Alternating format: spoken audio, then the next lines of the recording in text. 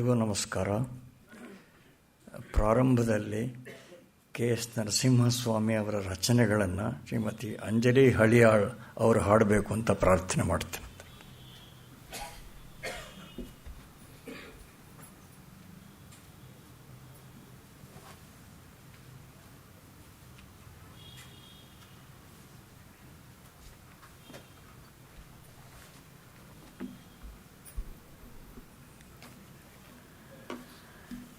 ನಮಸ್ಕಾರ. ಮಲ್ಲಿಗೆ ಕವಿ ಕೆ.ಎಸ್. ನರಸಿಂಹಸ್ವಾಮಿ ಅವರ ದುಂಡು ಮಲ್ಲಿಗೆ ಕವನ ಸಂಕಲನದಿಂದ ಆಯ್ದ ಒಂದು ಗೀತೆ.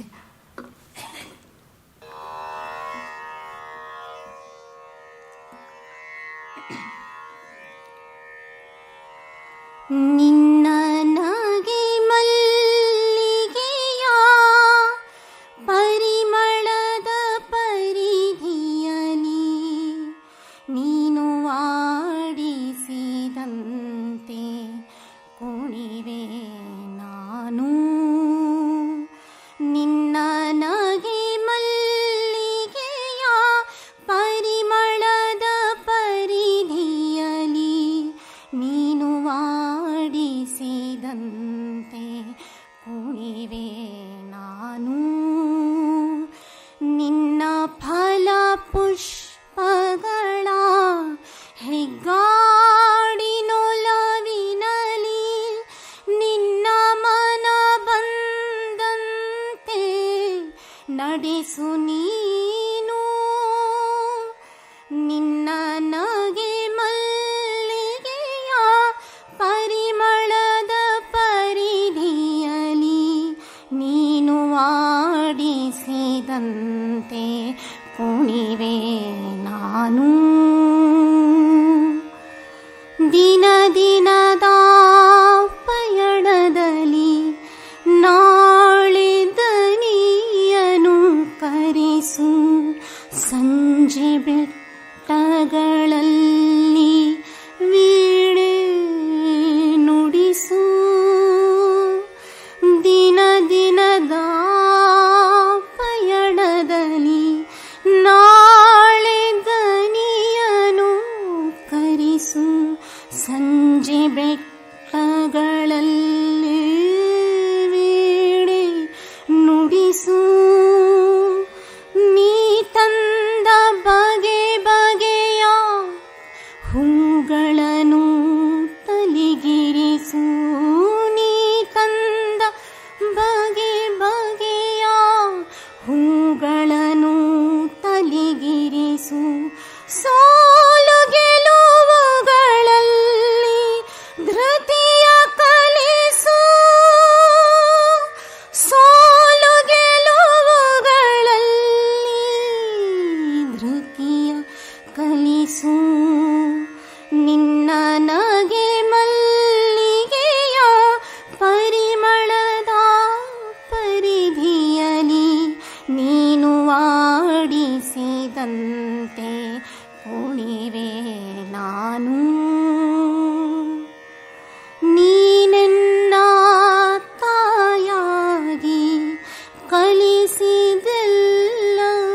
ನನಗೆ ನಾಳೆ ಬದುಕಿಗೆ ಒಂದು ಪಾಠದಂತೆ. ನೀನೆನ್ನ ತಾಯಾಗಿ ಕಲಿಸಿದೆಲ್ಲವೂ ನನಗೆ ನಾಳೆ ಬದುಕಿಗೆ ಒಂದು ಪಾಠದಂತೆ. ನೀನು ಮಾಯೆಯ ತಾಯಿ ಕೈ ಮುಗಿವೆ ನಿದು ನಿನಗೆ. ನೀನು ಮಾಯೆಯ ತಾಯಿ ಕೈ ಮುಗಿವೆ ನಿದು ನಿನಗೆ. ನಿನ್ನ ಪ್ರೀತಿಯು ಹುಲಿಯ ನೋಟದಂತೆ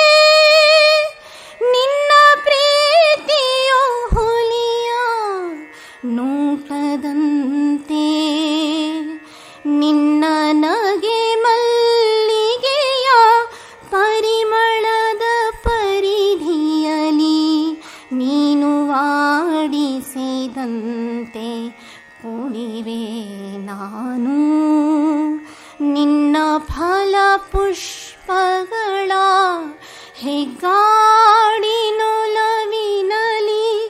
ನಿನ್ನ ಮನ ಬಂದಂತೆ ನಡೆಸು ನೀನು. ನಿನ್ನ ನಗೆ ಮಲ್ಲಿಗೆಯ ಪರಿಮಳದ ಪರಿಧಿಯಲಿ ನೀನು ಆಡಿಸಿದಂತೆ ಕುಣಿವೆ ನಾನು. ನೀನು ಆಡಿಸಿದಂತೆ ಕುಣಿವೆ ನಾನು. ಧನ್ಯವಾದಗಳು.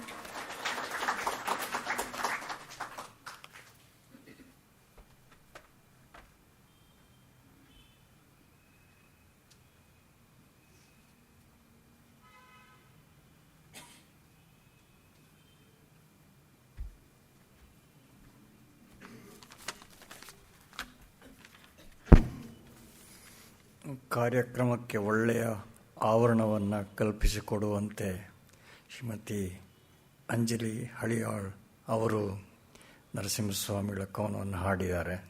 ಅವರಿಗೆ ವಂದನೆಗಳು.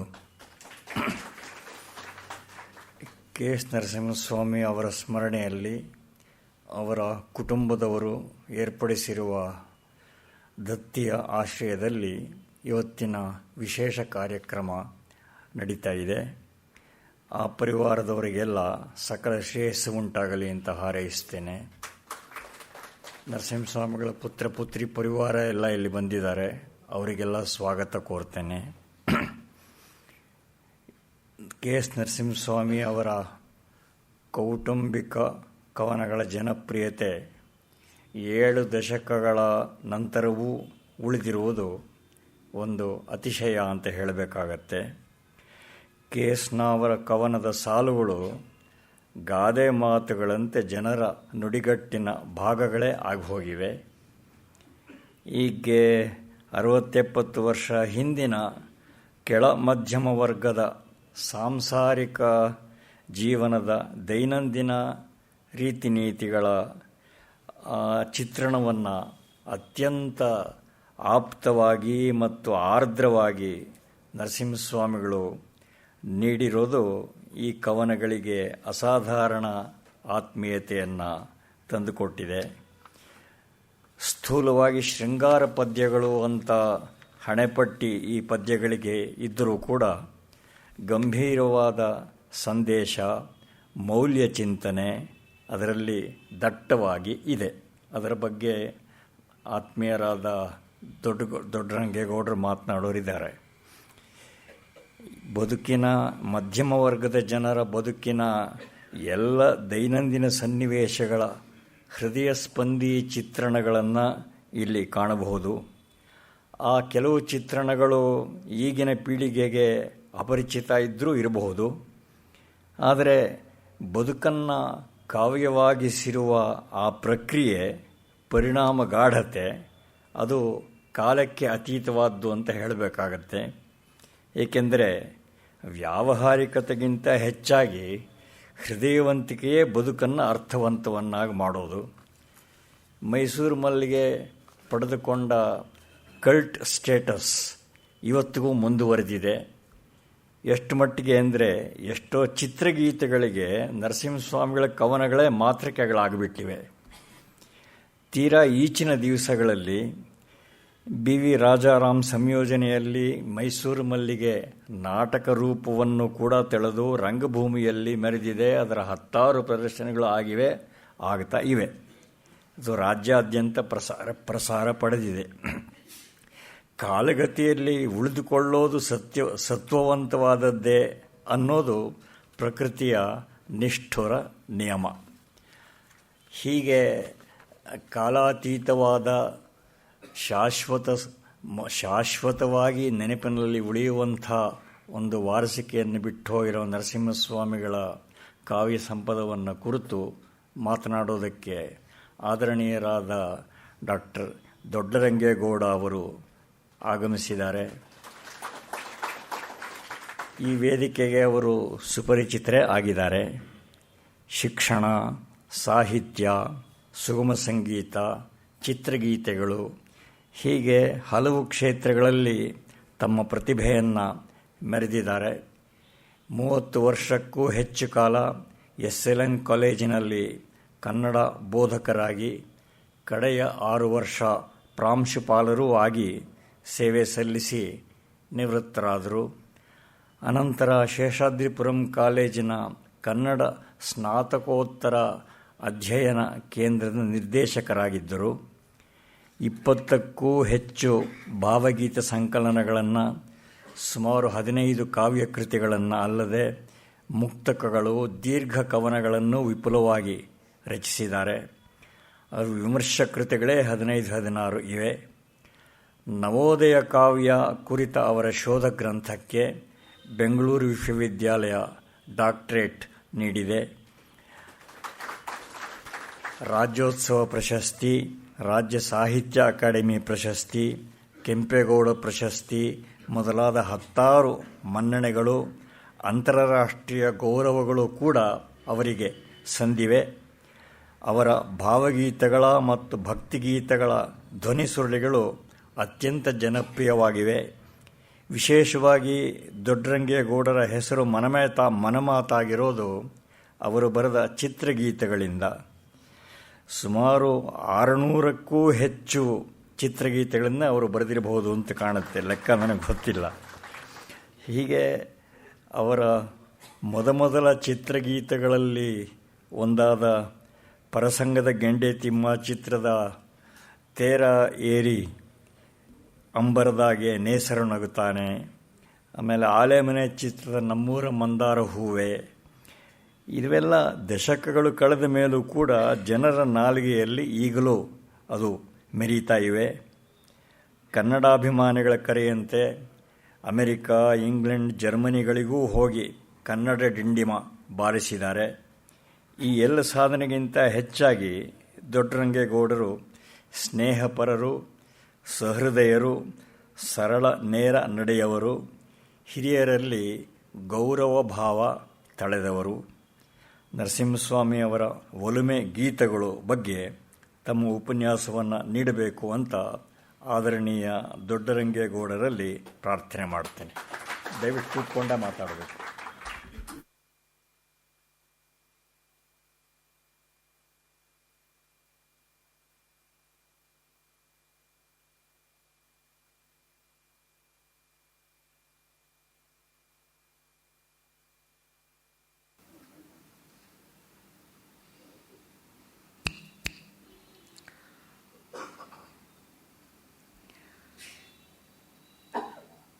ಶರಣೆಂಬೆ ಗುರುವಿಗೆ, ಶರಣೆಂಬೆ ಅರಿವಿಗೆ, ಶರಣೆಂಬೆ ಅರಿವಿಗೆ, ಶರಣೆಂಬೆ ಗುರುವಿಗೆ, ಶರಣೆಂಬೆ ಸಾಹಿತ್ಯ ಸರಸ್ವತಿಗೆ,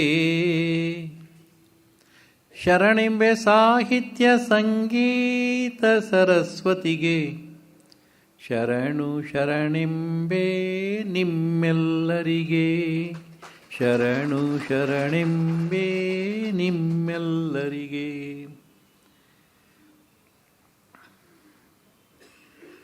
ನನ್ನ ಬಗ್ಗೆ ಬಹಳ ಪ್ರೀತಿಯ ಮಾತುಗಳನ್ನು ಹೇಳಿರುವ ನನ್ನ ನೆಚ್ಚಿನ ಸಂಪಾದಕರು, ಹಿರಿಯರು, ಹಿತೈಷಿಗಳು,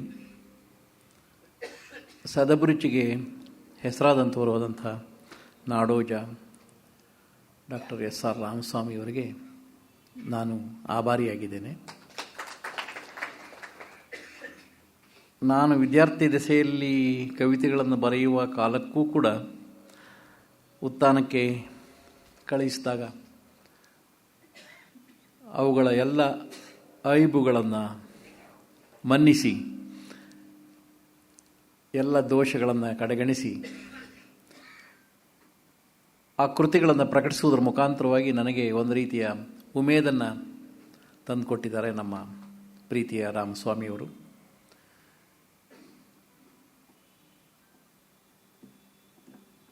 ಅವರ ಸಂಸರ್ಗನೇ ನನಗೆ ಒಂದು ರೀತಿಯಲ್ಲಿ ಪುಳಕವನ್ನು ಉಂಟು ಮಾಡ್ತಕ್ಕಂಥದ್ದು.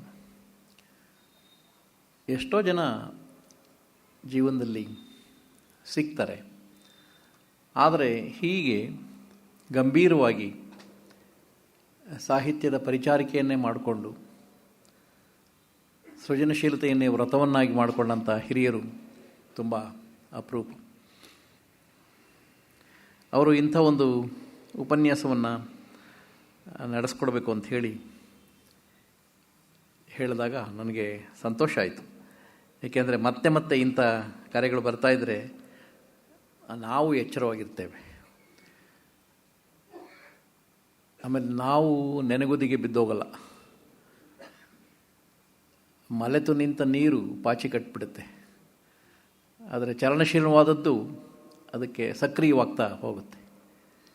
ಸಾಹಿತ್ಯದ ಸೃಜನಶೀಲತೆಯೂ ಹಾಗೇನೆ.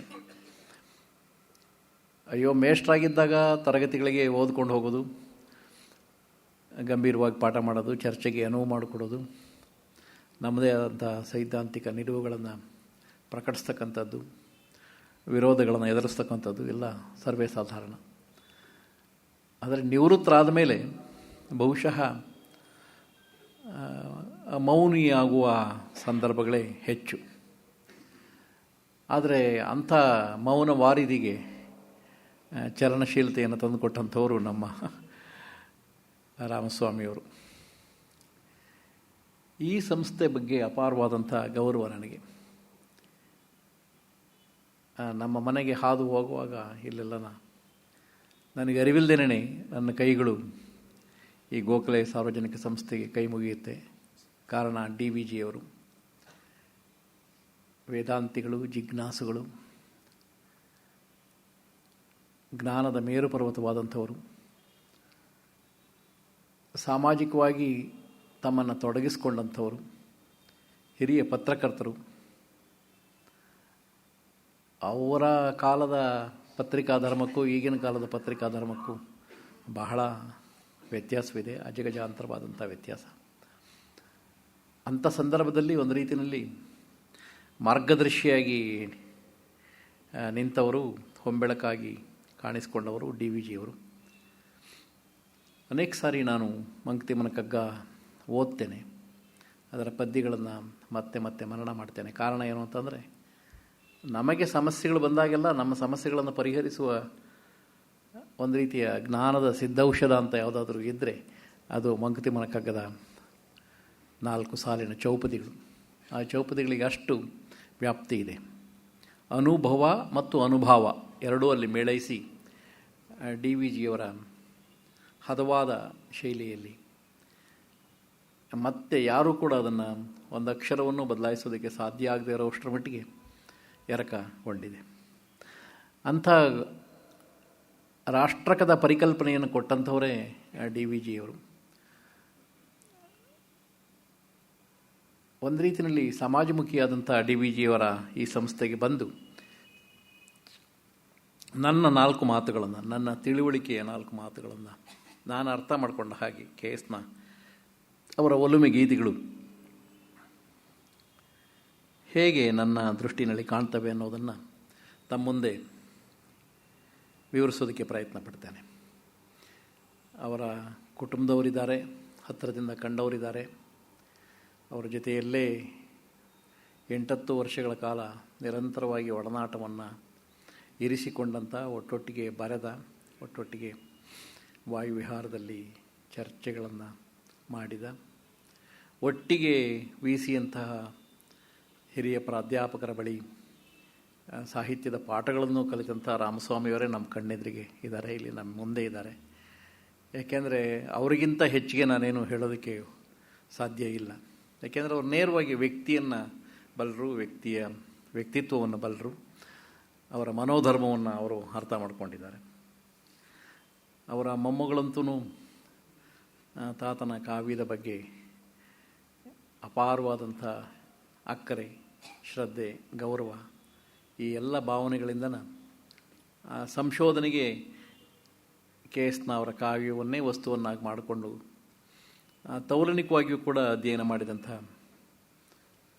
ಇಲ್ಲಿ ವ್ಯಾಸಂಗಶೀಲರಿದ್ದಾರೆ. KSನ ಅತ್ಯಂತ ಜನಪ್ರಿಯ ಕವಿಗಳು.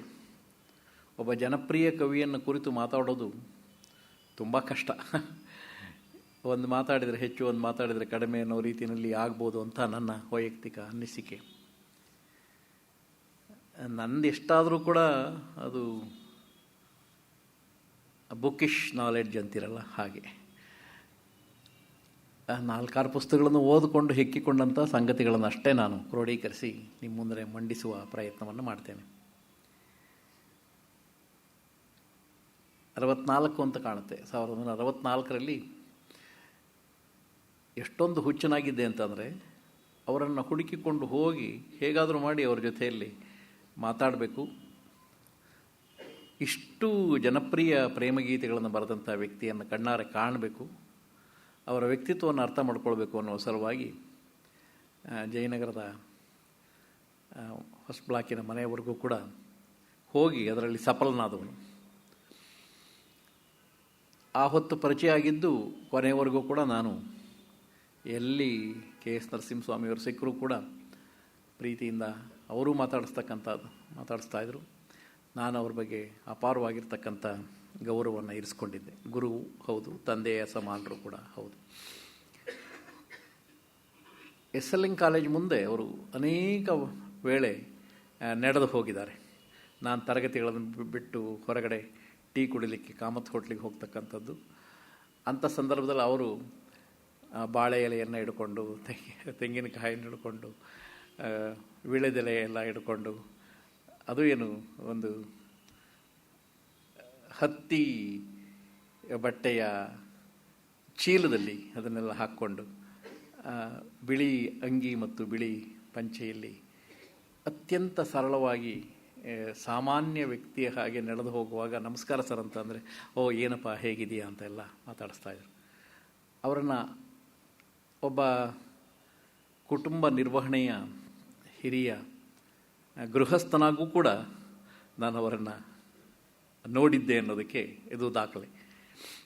ಬನ್ನಿ ಸರ್ ಟೀ ಕುಡಿಯೋಣ ಅಂತಂದರೆ, ಇಲ್ಲಪ್ಪ ಆಯಿತು ಅಂಥೇಳಿ ಮುಂದೆ ಹೋಗ್ತಾಯಿದ್ರು. ಆ ದಿನಗಳು ನನ್ನ ಕಣ್ಮುಂದೆ ಈಗ ನೆನಪಿಗೆ ಬರ್ತಾಯಿದೆ. ಒಂದು ಮಾತನ್ನು ತುಂಬ ಸ್ಪಷ್ಟವಾಗಿ ಮತ್ತು ಸತ್ಯವಾಗಿ ಹೇಳಿದರು ರಾಮಸ್ವಾಮಿಯವರು. KSನ ಅವರ ಪ್ರೇಮ ಗೀತೆಗಳಿದೆಯಲ್ಲ, ಅಥವಾ ಒಲುಮೆ ಗೀತೆಗಳಿದೆಯಲ್ಲ, ಅಥವಾ ಮೈಸೂರು ಮಲ್ಲಿಗೆ ಗೀತೆಗಳು ಅಂತ ಕರೆಯೋಣ ಅದನ್ನು. ಯಾಕೆಂದರೆ ಆ ನಂತರದಲ್ಲಿ ಬಂದಂಥದ್ದು ಅಷ್ಟೊಂದು ಜನಪ್ರಿಯತೆಯನ್ನು ಪಡ್ಕೊಂಡಿಲ್ಲ. ಮೈಸೂರು ಮಲ್ಲಿಗೆ ಎಷ್ಟು ಜನಪ್ರಿಯತೆಯನ್ನು ಪಡ್ಕೊಂಡವು ಮತ್ತೊಂದಿಲ್ಲ. ಆ ಗೀತೆಗಳು ಈಗಲೂ ಕೂಡ ಒಳ್ಳೆಯ ಪ್ರೇಮಗೀತೆ ಬರೆಯೋರಿಗೆ ಮೂಲ ಮಾತೃಕೆಯಾಗಿ ನಿಲ್ತದೆ. ಅಷ್ಟು ಪ್ರಭಾವ ಅದಕ್ಕೆ. ದಶಕಗಳು ಉರುಳಿದ್ರೂ ಆ ಪ್ರಭಾವದ ಸೆಲೆ ನಿಂತಿಲ್ಲ, ಆ ಸೂಜಿಗಲ್ಲಿನ ಆಕರ್ಷಣೆ ನಿಂತಿಲ್ಲ.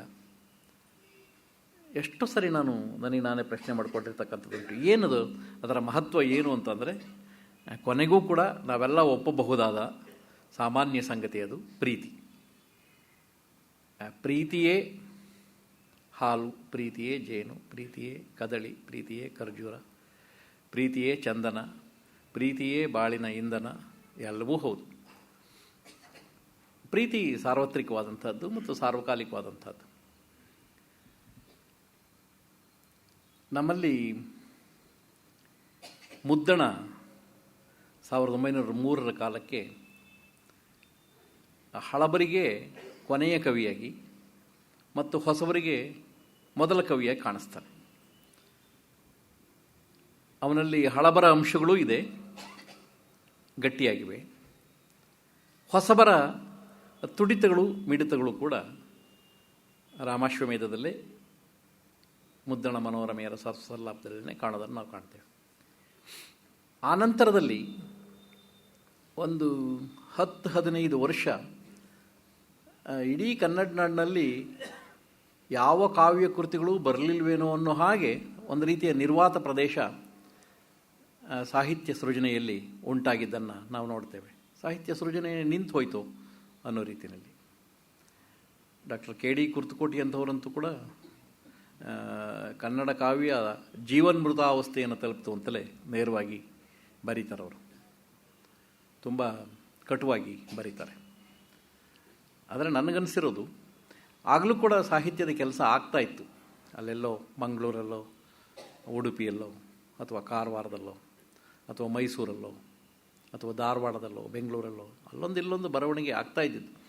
ಅದಕ್ಕೊಂದು ವೇಗೋತ್ಕರ್ಷಕ ಶಕ್ತಿ ಇರಲಿಲ್ಲ ಅಷ್ಟೇ, ಪ್ರಭಾವ ಇರಲಿಲ್ಲ ಅಷ್ಟೇ. ಅದು ಯಾವ ಗಳಿಗೆ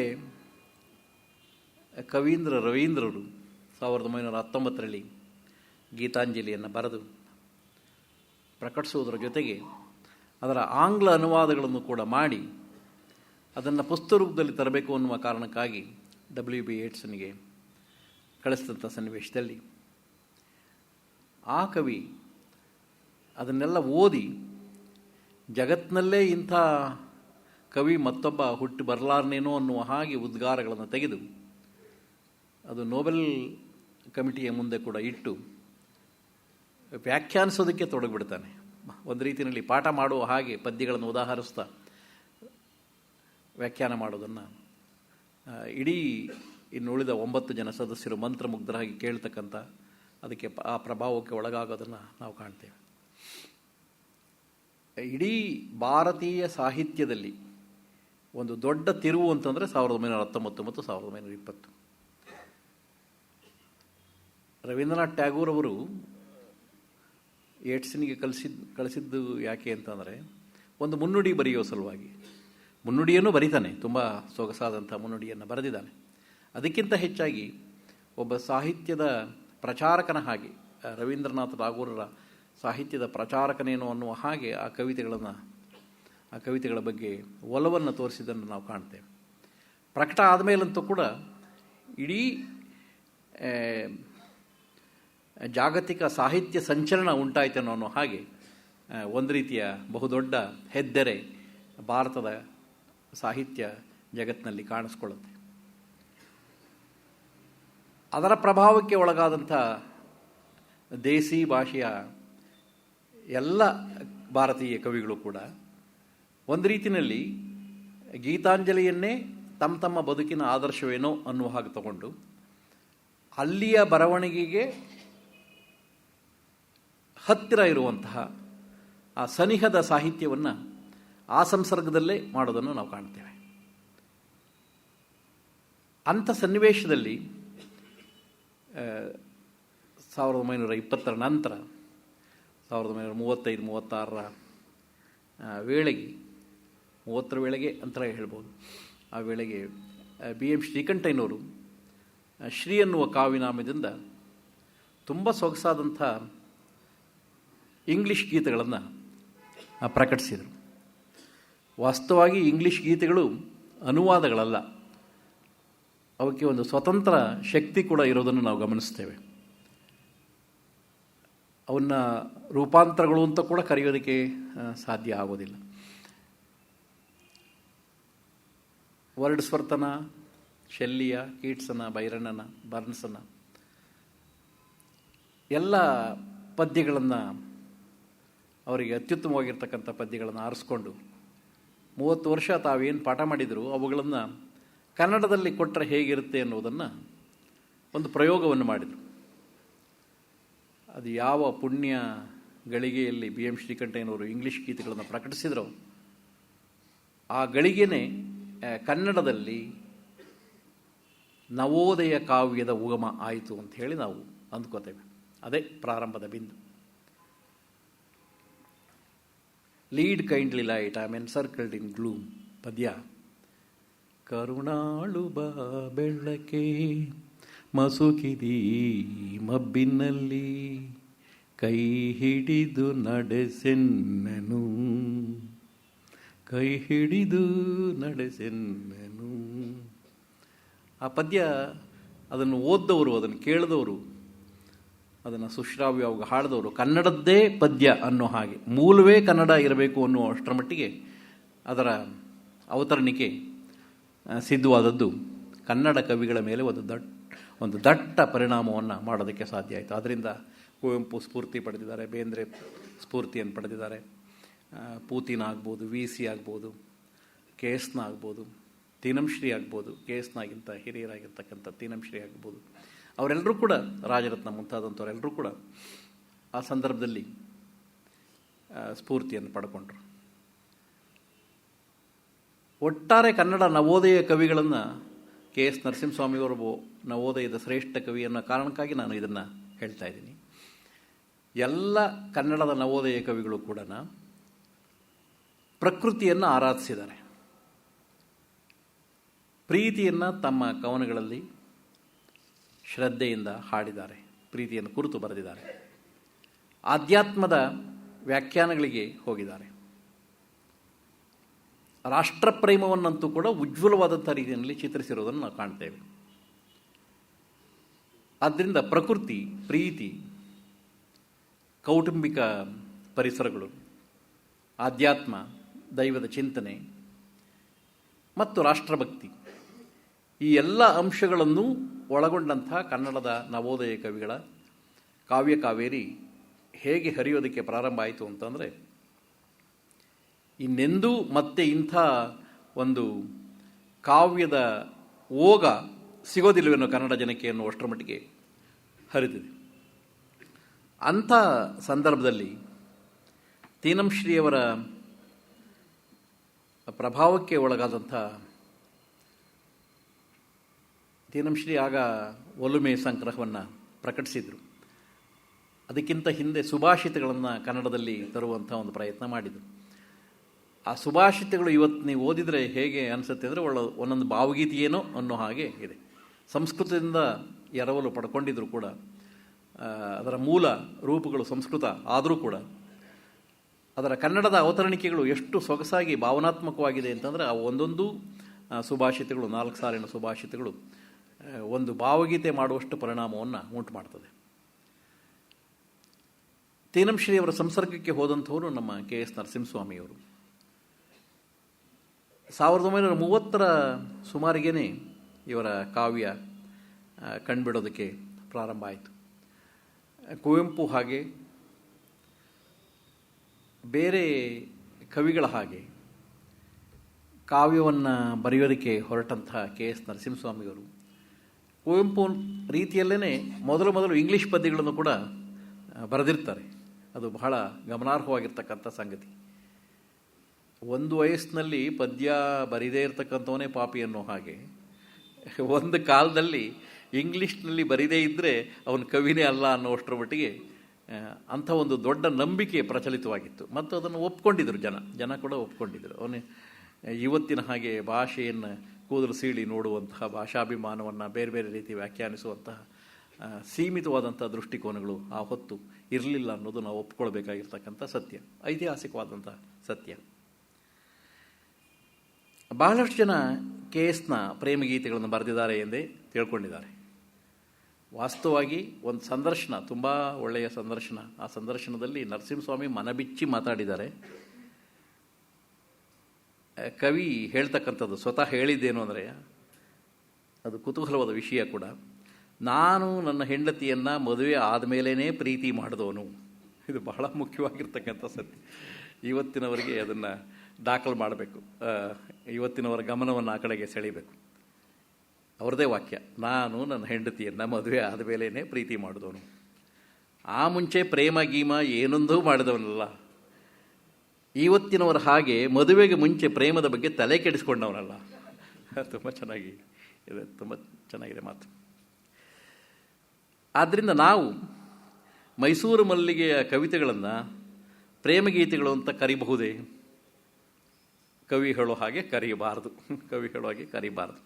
ವಾಸ್ತವವಾಗಿ ಅವೆಲ್ಲವೂ ನರಸಿಂಹಸ್ವಾಮಿಯವರ ಅಭಿಜಾತ ದೃಷ್ಟಿಕೋನದಲ್ಲಿ ದಾಂಪತ್ಯ ಗೀತೆಗಳು. ಸರಿಯಾದ ಪದ ಅಂದರೆ ದಾಂಪತ್ಯ ಗೀತೆಗಳೇನೆ, ಅಥವಾ ನಮ್ಮ ರಾಮಸ್ವಾಮಿಯವರು ಕರೆದ ಹಾಗೆ ಒಲುಮೆ ಗೀತೆಗಳು ಅಂತ ಹೇಳೋದು ಬಹಳ ಒಳ್ಳೆಯದು. ಮೈಸೂರು ಮಲ್ಲಿಗೆಯ ಭಾವಪ್ರಪಂಚ ಇದೆಯಲ್ಲ, ಅದು ನಿಜಕ್ಕೂ ಕೋಮಲವಾದಂಥ ಜಗತ್ತು. ಮುಂದೆ ಇವರ ಆತ್ಮೀಯರಾದಂಥ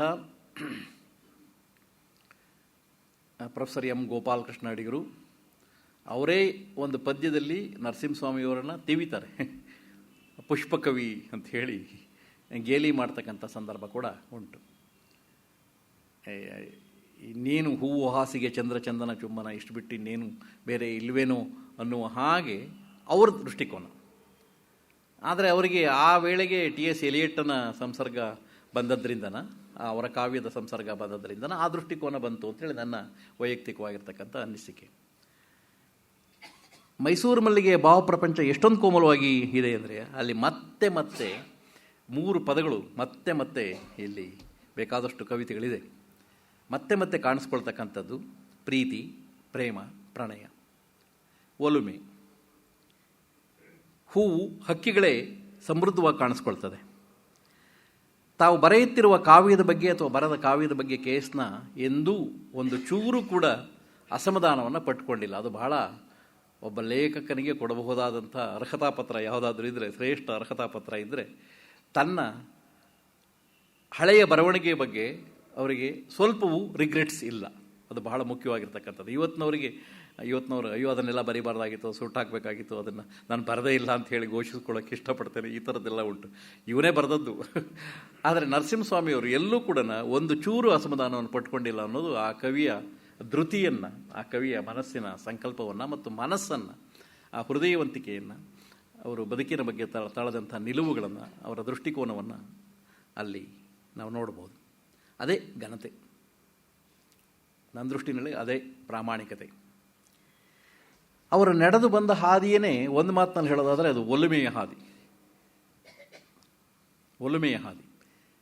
ಅವರು ಎಷ್ಟೇ ಮುಂದೆ ನವ್ಯಕಾವ್ಯವನ್ನು ಬರೆಯೋದಕ್ಕೆ ಪ್ರಯತ್ನಪಟ್ಟು ಇಡದಿರು ಸಿಂಹಾಸನದ ಮೇಲೆ ಮುಂತಾದಂಥ ಪದ್ಯಗಳನ್ನು, ಶಿಲಾಲತೆ ಅನ್ನುವ ಪದ್ಯನೋ ಅಥವಾ ಭೂಮಿಗೀತ ಪದ್ಯವನ್ನು ಅಥವಾ ತೆರೆದ ಬಾಗಿಲು ಪದ್ಯವನ್ನು ಬರೆದಿದ್ರೂ ಕೂಡ ನಮ್ಮ ಗಮನ ಆ ಕಡೆಗೆ ಹೋಗೋದು ತುಂಬ ಕಡಿಮೆ. ಏಕೆಂದರೆ ಎಷ್ಟೊಂದು ಜನಪ್ರಿಯರಾಗಿಬಿಟ್ಟಿದ್ದಾರೆ ಅಂತಂದರೆ, ಬಹಳ ಜನಕ್ಕೆ ಈಗಲೂ ಕೂಡ ಕೇಸ್ನ ಕುಳಿತು ಬರೆದದ್ದೇ ಪದ್ಯನ. ಆದರೆ ಅದನ್ನು ಜಾನಪದ ಗೀತೆ ಅಂತ ಹೇಳಿ ತಿಳ್ಕೊಂಡಿರೋರೇ ಹೆಚ್ಚು ಜನ. ಕೇಸ್ನ ಕವಿತೆ ನಮ್ಮೂರು ಚಂದವೋ ನಿಮ್ಮೂರು ಚಂದವೋ ಎಂದನ್ನು ಕೇಳದೇಕೆ ಎನ್ನರಸ ಸುಮ್ಮನಿಡಿ ಎಂದಳಾಕೆ ಅಂತಹ ಪದ್ಯಗಳನ್ನು ಜಾನಪದೀಯ ಗೀತೆಗಳು ಅನ್ನುವ ಹಾಗೆಯೇ ಪರಿಭಾವಿಸಿದಂಥ ಕನ್ನಡ ಕುಲಕೋಟಿ ನಾವು ಕಾಣ್ತೇವೆ. ಅವರ ಕವಿತೆ ನನಗನ್ಸುತ್ತೆ ಸಹಜವಾದದ್ದು. ಹೇಗೆ ಸಹಜವಾದದ್ದು ಅಂದರೆ, ಗಿಡ ಮರ ಬಳ್ಳಿಗಳು ಕಾಲಕ್ಕೆ ಮೊಗ್ಗು, ಹೂವು, ಹೀಚು, ಹಣ್ಣು ಕೊಡ್ತಾ ಬಂದ ಹಾಗೆ ತಮ್ಮಷ್ಟಕ್ಕೆ ತಾವೇ ತಮ್ಮ ಕವಿತೆಗಳನ್ನು ಕನ್ನಡಕ್ಕೆ ಕೊಟ್ಟಿದ್ದಾರೆ. ಅಂಥದ್ರ ಬಗ್ಗೆ ಅಧ್ಯಯನ ಮಾಡ್ತಕ್ಕಂಥದ್ದು ಬಹಳ ಒಳಿತು ಅಂತ ನನ್ನ ಅನಿಸಿಕೆ. ಕೇಸ್ನ ತಮ್ಮ ಪ್ರಾಯದ ದಿನಗಳಲ್ಲಿ ಯೌವನಕ್ಕೆ ಅತ್ಯಂತ ಸಹಜವಾದ ಪ್ರೀತಿ, ಪ್ರೇಮ, ಪ್ರಣಯಗಳಲ್ಲಿ ಖಂಡಿತ ವಿಹರಿಸಿದ್ದಾರೆ. ಅಲ್ಲಿ ನುಡಿಯಲ್ಲೂ ನಲ್ಮೆಯ ಪೂಜೆ ಇದೆ. ಬರೀ ಪ್ರೀತಿಯನ್ನು ಕುರಿತು ಬರೆದಿದ್ದಾರೆ ಅನ್ನೋದಕ್ಕೂ ನಲ್ಮೆಯ ಪೂಜೆಯನ್ನು ಮಾಡ್ತಾರೆ ಅನ್ನೋದಕ್ಕೂ ವ್ಯತ್ಯಾಸ ಇದೆ. ಒಲುಮೆಯ ಕಾವ್ಯಾರ್ಚನೆ ಸಾಗಿದೆ. ನಮಗಿದು ಸೊಗಸು ಬದುಕಿನ ಬಣ್ಣಗಳ ಸಂತೆ, ಅವರದೇ ಮಾತನ್ನು ನಾನು ಉದಾಹರಿಸ್ತಾ ಇದ್ದೇನೆ. ನಮಗಿದು ಸೊಗಸು ಬದುಕಿನ ಬಣ್ಣಗಳ ಸಂತೆ, ನಮಗಿಲ್ಲ ಬದುಕಿನ ಚಿಂತೆ, ನಾವು ಗಂಧರ್ವರಂತೆ. ಎಂಥ ಮನೋಭಾವ. Men may come and men may go, I will go on for ever ಅನ್ನುವ ಹಾಗೆ. ಏನು ಬಂದವರು ಬರಲಿ, ಆಡ್ಕೊಳ್ಳೋರು ಆಡ್ಕೊಳ್ಳಿ, ಏನೆಲ್ಲ ಜಗತ್ತಿನಲ್ಲಿ ಆಗೋದಾಗ್ತಾ ಇರಲಿ, ನನ್ನ ಪಾಡಿಗೆ ನಾನು ಹೋಗ್ತಾ ಇದ್ದೀನಿ ಎನ್ನುವ ನದಿಯ ಧೋರಣೆಯ ಹಾಗೆ KSನ ಕಾವ್ಯ ಝರಿಯ ಧೋರಣೆ ಕಾಣ್ತದೆ. ನನ್ನ ದೃಷ್ಟಿನಲ್ಲಿ ಅವು ಬಹಳ ನಮಗಿದು ಸೊಗಸು ಬದುಕಿನ ಬಣ್ಣಗಳ ಸಂತೆ, ನಮಗಿಲ್ಲ ಬದುಕಿನ ಚಿಂತೆ, ನಾವು ಗಂಧರ್ವರಂತೆ. ಆ ಕೊನೆ ವಾಕ್ಯ ಬಹಳ ಚೆನ್ನಾಗಿದೆ, ಮುತ್ತಿನಂಥ ಮಾತು. ಬದುಕು ನೆಳಲ ಬಿಸಿಲ ದಾರಿ, ಯಾರ ದಾರಿ ಎಲ್ಲಿ ಕೊನೆಯೋ. ಈ ಥರದ ತಾತ್ವಿಕತೆ 2ನೇ ಸಾಲಿನಲ್ಲಿರ್ತಕ್ಕಂಥ ಇಲ್ಲಿಯ ತಾತ್ವಿಕತೆ ಇದೆಯಲ್ಲ, ಯಾರ ದಾರಿಗೆ ಎಲ್ಲಿ ಕೊನೆಯೋ, ಅದು ಮುಂದೆ ಅವರು ತೆರೆದ ಬಾಗಿಲು ಬರೆಯೋ ಕಾಲಕ್ಕೆ ನೀನು ಬಂದೆ ಬತ್ತನು ಬಂತು ಅಂತಕ್ಕಂಥದ್ದು, ಅಥವಾ ಋಷಿಗಳ ಹಾಗೆ ನೀವು ಬಂದ್ರಿ ಅಂತಕ್ಕಂಥ ಆಧ್ಯಾತ್ಮಿಕವಾದಂಥ ರೀತಿನೋ, ಇದನ್ನೆಲ್ಲ ಕಂಡಾಗ ಆಧ್ಯಾತ್ಮಿಕತೆ ಕೂಡ KSನ ಹೃದಯದಲ್ಲಿ ಅಂತರ್ಗತವಾಗಿರ್ತಕ್ಕಂಥದ್ದನ್ನು ನಾವು ಕಾಣ್ತೇವೆ. ಅದೂ ಕೂಡ ಒಂದು ಅಂತಸ್ತತ್ವವಾದಂಥ ದೃಢ ಬಿಂದು. ಬದುಕು ನೆಳಲ ಬಿಸಿಲ ದಾರಿ, ಯಾರ ದಾರಿಗೆ ಎಲ್ಲಿ ಕೊನೆಯೋ ಇಂದಿನಂತೆ ನಾಳೆ ಎನ್ನಲಾಗದು. ಅಲ್ಲಂತೂ ತಾತ್ವಿಕತೆ ಇನ್ನೂ ಚೆನ್ನಾಗಿದೆ. ಬದುಕು ಹೇಗೆ ಕ್ಷಣಿಕ ಅನ್ನೋದನ್ನು, ನಶ್ವರತೆ, ಬದುಕಿನ ನಶ್ವರತೆಯನ್ನು ಕುರಿತು ಸದಾಕಾಲ ಒಲುಮೆಯಲ್ಲೇ ಅಲೆಯುವ ಮನ ಇಂಥ ಒಂದು ತಾತ್ವಿಕವಾಗಿರ್ತಕ್ಕಂಥ ಹೇಳಿಕೆಯನ್ನು ಚಿಮ್ಮೋದಕ್ಕೂ ಕೂಡ ಅದು ಸಾಧ್ಯ ಆಗ್ತದೆ. ಇಂದಿನಂತೆ ನಾಳೆ ಎನ್ನಲಾಗದು. ನನಗೇನೋ ಅನಿಸುತ್ತೆ ಅಲ್ಲಿ ದೊಡ್ಡ ತತ್ವಜ್ಞಾನ ಇದೆ ಅಂತ ಹೇಳಿ ಅನಿಸುತ್ತೆ. ಇವತ್ತಿನವ್ರು ಏನಾದರೂ ಅದನ್ನು ವ್ಯಾಖ್ಯಾನ ಮಾಡೋದಾದರೆ, ನಾನು ಇವತ್ತಿನವನಾಗಿ ಕೂಡ ಅಲ್ಲ, ಇವತ್ತಿನ ಲೇಟೆಸ್ಟ್ ಅಂತ ಯಾವುದನ್ನು ಕರಿತೀವಿ ಎಕ್ಸಿಸ್ಟೆನ್ಷಿಯಲಿಸ್ಟ್ಸ್ ಎಲ್ಲ ಇವತ್ತೇನು ಹೇಳ್ತಾರೆ ಅವರು, ಅದು ಅಸ್ತಿತ್ವವಾದನೆ, ಅಪ್ಪಟ ಎಕ್ಸಿಸ್ಟೆನ್ಷಿಯಲಿಸಮ್. ಅದು ಇರವು ಮುಖ್ಯ. ಆದರೆ ಬೇರೆಯವ್ರಿಗೂ KS ನಾಗೂ ವ್ಯತ್ಯಾಸ ಏನು ಅಂದರೆ, ಇರವು ಮುಖ್ಯ ಅನ್ನೋಂಥ ಹೇಳೋದ್ರ ಜೊತೆಗೆ ಒಲವು ಮುಖ್ಯ ಅಂತ ಹೇಳೋದೇ KS ನವರ ಶ್ರೇಷ್ಠತೆ. ಮೈಸೂರು ಮಲ್ಲಿಗೆಯ ಕಾವ್ಯ ವಸ್ತು ಸುಲಭವಾಗಿ ಹೇಳೋ ಹಾಗೆ ದಾಂಪತ್ಯ ಪ್ರೇಮ. ಬರೀ ಪ್ರೇಮ ಅಂತ ಹೇಳಿಲ್ಲ ನಾನು, ದಾಂಪತ್ಯ ಪ್ರೇಮ, ನಿರ್ಮಲವಾದ ಒಲುಮೆ, ಮದುವೆಯಾದ ತಾರುಣ್ಯದಲ್ಲಿ ಸರಸ ಸನ್ನಿವೇಶಗಳೇ ಬಹಳ. ನಾವೆಲ್ಲರಿಗೂ ಗೊತ್ತಿರುತ್ತೆ. ಇವತ್ತಿನವರು ಅದಕ್ಕೆ ವಿಪರ್ಯಾಸ ಇರ್ಬೋದು ಅಥವಾ ಎಕ್ಸೆಪ್ಷನ್ ಇರ್ಬೋದು. ಏಕೆಂದರೆ ಬೆಳಿಗ್ಗೆ ರಿಜಿಸ್ಟ್ರಾರ್ ಆಫ್ ಮ್ಯಾರೇಜಸ್ಸಲ್ಲಿ ಹೋಗಿ ಮದುವೆ ಆದವರು ಸಾಯಂಕಾಲಕ್ಕೆ ಯಾವುದೋ ಒಂದು ಪುಟ್ಟ ವಿಷಯದ ಬಗ್ಗೆ ಜಗಳಾಡಿಕೊಂಡು ಡೈವೋರ್ಸ್ ಆಗುವಂಥ ಸನ್ನಿವೇಶಗಳನ್ನು ನಾವು ನೋಡ್ತಾ ಇದ್ದೇವೆ. ಮದುವೆಯಾದ ತಾರುಣ್ಯದಲ್ಲಿ ಸರಸ ಸನ್ನಿವೇಶಗಳೇ ಬಹಳ. ನವದಂಪತಿಗಳ ಪ್ರೇಮ ಜೀವನಕ್ಕೆ ಒಂದು ಬೆಡಗು ಮತ್ತೊಂದು ಬೆಡಗನ್ನು ಕೂಡ್ಕೊಂಡಿರುತ್ತೆ. ಒಂದು ಬೆಡಗು ಮತ್ತೊಂದು ಬೆಡಗನ್ನು ಕೂಡ್ಕೊಳ್ಳುತ್ತೆ. ಅವ್ರ ಮಾತಿನಲ್ಲಿ ಹೇಳೋದಾದರೆ, ಹೃದಯಗಳು ಒಂದುಗೂಡಿದ ಬಾಳಿನ ವಸಂತ ಕಾಲ.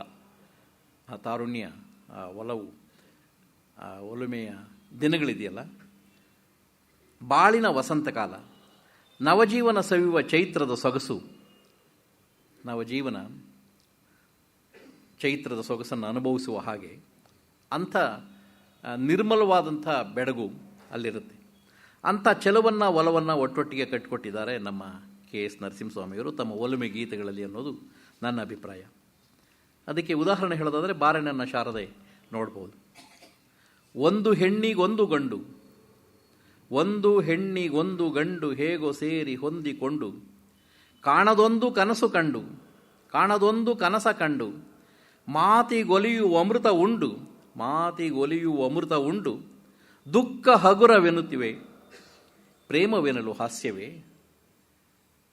ಪ್ರೇಮನ ಅಷ್ಟೊಂದು ಹಗುರವಾಗಿ ನೋಡಬೇಕಾಗಿಲ್ಲ ಅಂತಕ್ಕಂಥದ್ದನ್ನು ಭಾಳ ಚೆನ್ನಾಗಿ ಹೇಳ್ತಾರೆ. ನೋವನ್ನು ನಲಿವು ಮಾಡಬಲ್ಲದು ಈ ಒಲವು. ಅದೇ ಅದರ ಮ್ಯಾಜಿಕ್. ಅದರ ನಿಜವಾಗಿರತಕ್ಕಂಥ ಏನಾದರೂ ಅಸೀಮ ಸ್ಪರ್ಶ ಯಾವುದಾದ್ರೂ ಇದ್ದರೆ ಅಂಥದ್ದು. ನೋವನ್ನು ನಲಿವು ಮಾಡಬಲ್ಲದು ಒಲವು. ಕವಿಯ ನಿಲುವು ಒಲವು ಎಲ್ಲವೂ ತಾನು ಒಲಿದ ಹೆಣ್ಣಿನ ಕಡೆಗೆ, ತಾನು ಕೈಹಿಡಿದ ಸತಿಯ ಕಡೆಗೇನೆ. ಒಲಿದ ಹೆಣ್ಣಿನಲ್ಲಿ ಪ್ರೇಮ ಭಿಕ್ಷೆ ಯಾಚಿಸುವ ಪ್ರಸಂಗ ಕವಿತೆಯ ಅಂತರಂಗದಲ್ಲಿ ಸೇರಿಕೊಂಡಿರೋದನ್ನು ನಾವು ನೋಡ್ತೇವೆ. ಎಂತೆಂಥ ಪ್ರಸಂಗಗಳಿಲ್ಲಿದೆ ಅಂತಂದರೆ, ಮೈಸೂರು ಮಲ್ಲಿಗೆಯಲ್ಲಿ ಹೆಣ್ಣಿನೊಡನೆ ಹಸೆಮಣೆಯ ಮೇಲೆ ಕುಳಿತಂಥ ಸನ್ನಿವೇಶ, ತನ್ನ ನಲ್ಮೆಯ ನಲ್ಲೆಯೊಡನೆ ಪಗಡೆ ಆಡ್ತಕ್ಕಂಥ ಸಂದರ್ಭ, ತನ್ನ ಮನೆಯ ಗೃಹಲಕ್ಷ್ಮಿ ಸಿಂಗರಿಸಿಕೊಂಡಾಗ ನೋಡ್ತಕ್ಕಂಥ ಸನ್ನಿವೇಶ, ಅವರನ್ನು ತವರು ಮನೆಗೆ ಕಳುಹಿಸಿಕೊಡುವಾಗ ಕಾಣ್ತಕ್ಕಂಥ ಸನ್ನಿವೇಶ. ಕವಿ ಒಲುಮೆ ಗೀತೆಗಳನ್ನು ಬರೆಯೋದಕ್ಕೆ ಪ್ರೇರಕ ಆಗ್ತದೆ, ಪೂರಕ ಆಗ್ತದೆ. ಅದೇ ನಿಜವಾಗಿರ್ತಕ್ಕಂಥ ಪ್ರೋತ್ಸಾಹಕ. ಕವಿಗೆ ಪ್ರೇರಣೆ ಬಿಂದು ಅಂದರೆ ಸ್ಫೂರ್ತಿ. ಇವತ್ತಿನ ಪರಿಭಾಷೆಯಲ್ಲಿ ಹೇಳೋದಾದರೆ, ಕಾವ್ಯದ ಪರಿಭಾಷೆಯಲ್ಲಿ ಸ್ಫೂರ್ತಿ ಅದೇನೆ. ಅವೆಲ್ಲವೂ ಕೂಡ ರಸಮಯವಾದಂಥ ಚಿತ್ರಗಳೇ. ಅವೆಲ್ಲವೂ ಮೂಲತಃ ರಸಮಯ, ಬರೀ ಚಿತ್ರ ಅಲ್ಲ, ರಸಮಯ ಸನ್ನಿವೇಶಗಳು. ರಸಮಯ ಸನ್ನಿವೇಶಗಳನ್ನು ಅನುಭವಿಸಿದಂಥ ಕವಿ ತನ್ನ ನುಡಿಯಲ್ಲಿ ರಸಮಯ ನುಡಿಯನ್ನು ಚಿತ್ರಗಳನ್ನಾಗಿ ಕಟ್ಟಿಕೊಡ್ತಕ್ಕಂಥದ್ದನ್ನು ನಾವು ಕಾಣ್ತಾ ಹೋಗ್ತೇವೆ. ಇಡೀ ಒಟ್ಟಿಗೆ ಒಂದು 4 ಮಾತನ್ನು ಹೇಳ್ಬೋದು. ಇಡೀ ಅವರು KSನ ಮೈಸೂರು ಮಲ್ಲಿಗೆಯನ್ನು ಕುರಿತು ಬರೆಯಬಹುದಾದಂಥ ಕಟುವಾದ ಭಾಷ್ಯಕ್ಕೆ ಈ ಸಾಲುಗಳನ್ನು ಸೇರಿಸ್ಬೋದು. ನವಿರಾದ ಭಾವಗಳು, ಪರಿಪೂರ್ಣ ಅಭಿವ್ಯಕ್ತಿ. ಈ ಮಾತನ್ನು ಎಚ್ಚರದಿಂದ ಹೇಳ್ತೇನೆ, ಪರಿಪೂರ್ಣ ಅಭಿವ್ಯಕ್ತಿ. ಅವರೇನಾದರೂ ಒಂದು ವಸ್ತು ತೊಗೊಂಡ್ರೆ ಆ ವಸ್ತುವನ್ನು ಪರಿಪೂರ್ಣ, ಇಡೀ ಕವಿತೆಯಲ್ಲೇ ಪಲ್ಲವಿ ಮತ್ತು ಚರಣಗಳಲ್ಲಿ ಆ ಪ್ರಸಂಗನ ಹೃದಯಂಗಮವಾಗಿ ಮುಕ್ತಾಯ ಮಾಡ್ತಾರೆ. ಇವತ್ತಿನ ಎಷ್ಟೋ ಕವಿಗಳಲ್ಲಿ ಅಥವಾ ನವೋದಯದ ಎಷ್ಟೋ ಕವಿಗಳಲ್ಲೋ ಅರೆಬರೆ ಆಗೋಗುತ್ತೆ, ಅರ್ಧಾಂತಕ ಆಗೋಗುತ್ತೆ. ಆ ಕವಿತೆಯಲ್ಲಿ ಮುಂದೇನಾಯಿತು ಎಂಕತೆ ಇತ್ಯಾದಿ ಸಿಗೋದಿಲ್ಲ. ಇಲ್ಲಿ ಹಾಗಲ್ಲ, ಅದಕ್ಕೊಂದು ಬಿಗಿನಿಂಗ್ ಹಿಂಗಿರುತ್ತೆ, ಅದಕ್ಕೊಂದು ಮಧ್ಯಮ ಇರುತ್ತೆ, ಅದಕ್ಕೊಂದು ಎಂಡ್ ಕೂಡ ಇರೋಕ್ಕೆ ಸಾಧ್ಯ. ಆದ್ದರಿಂದ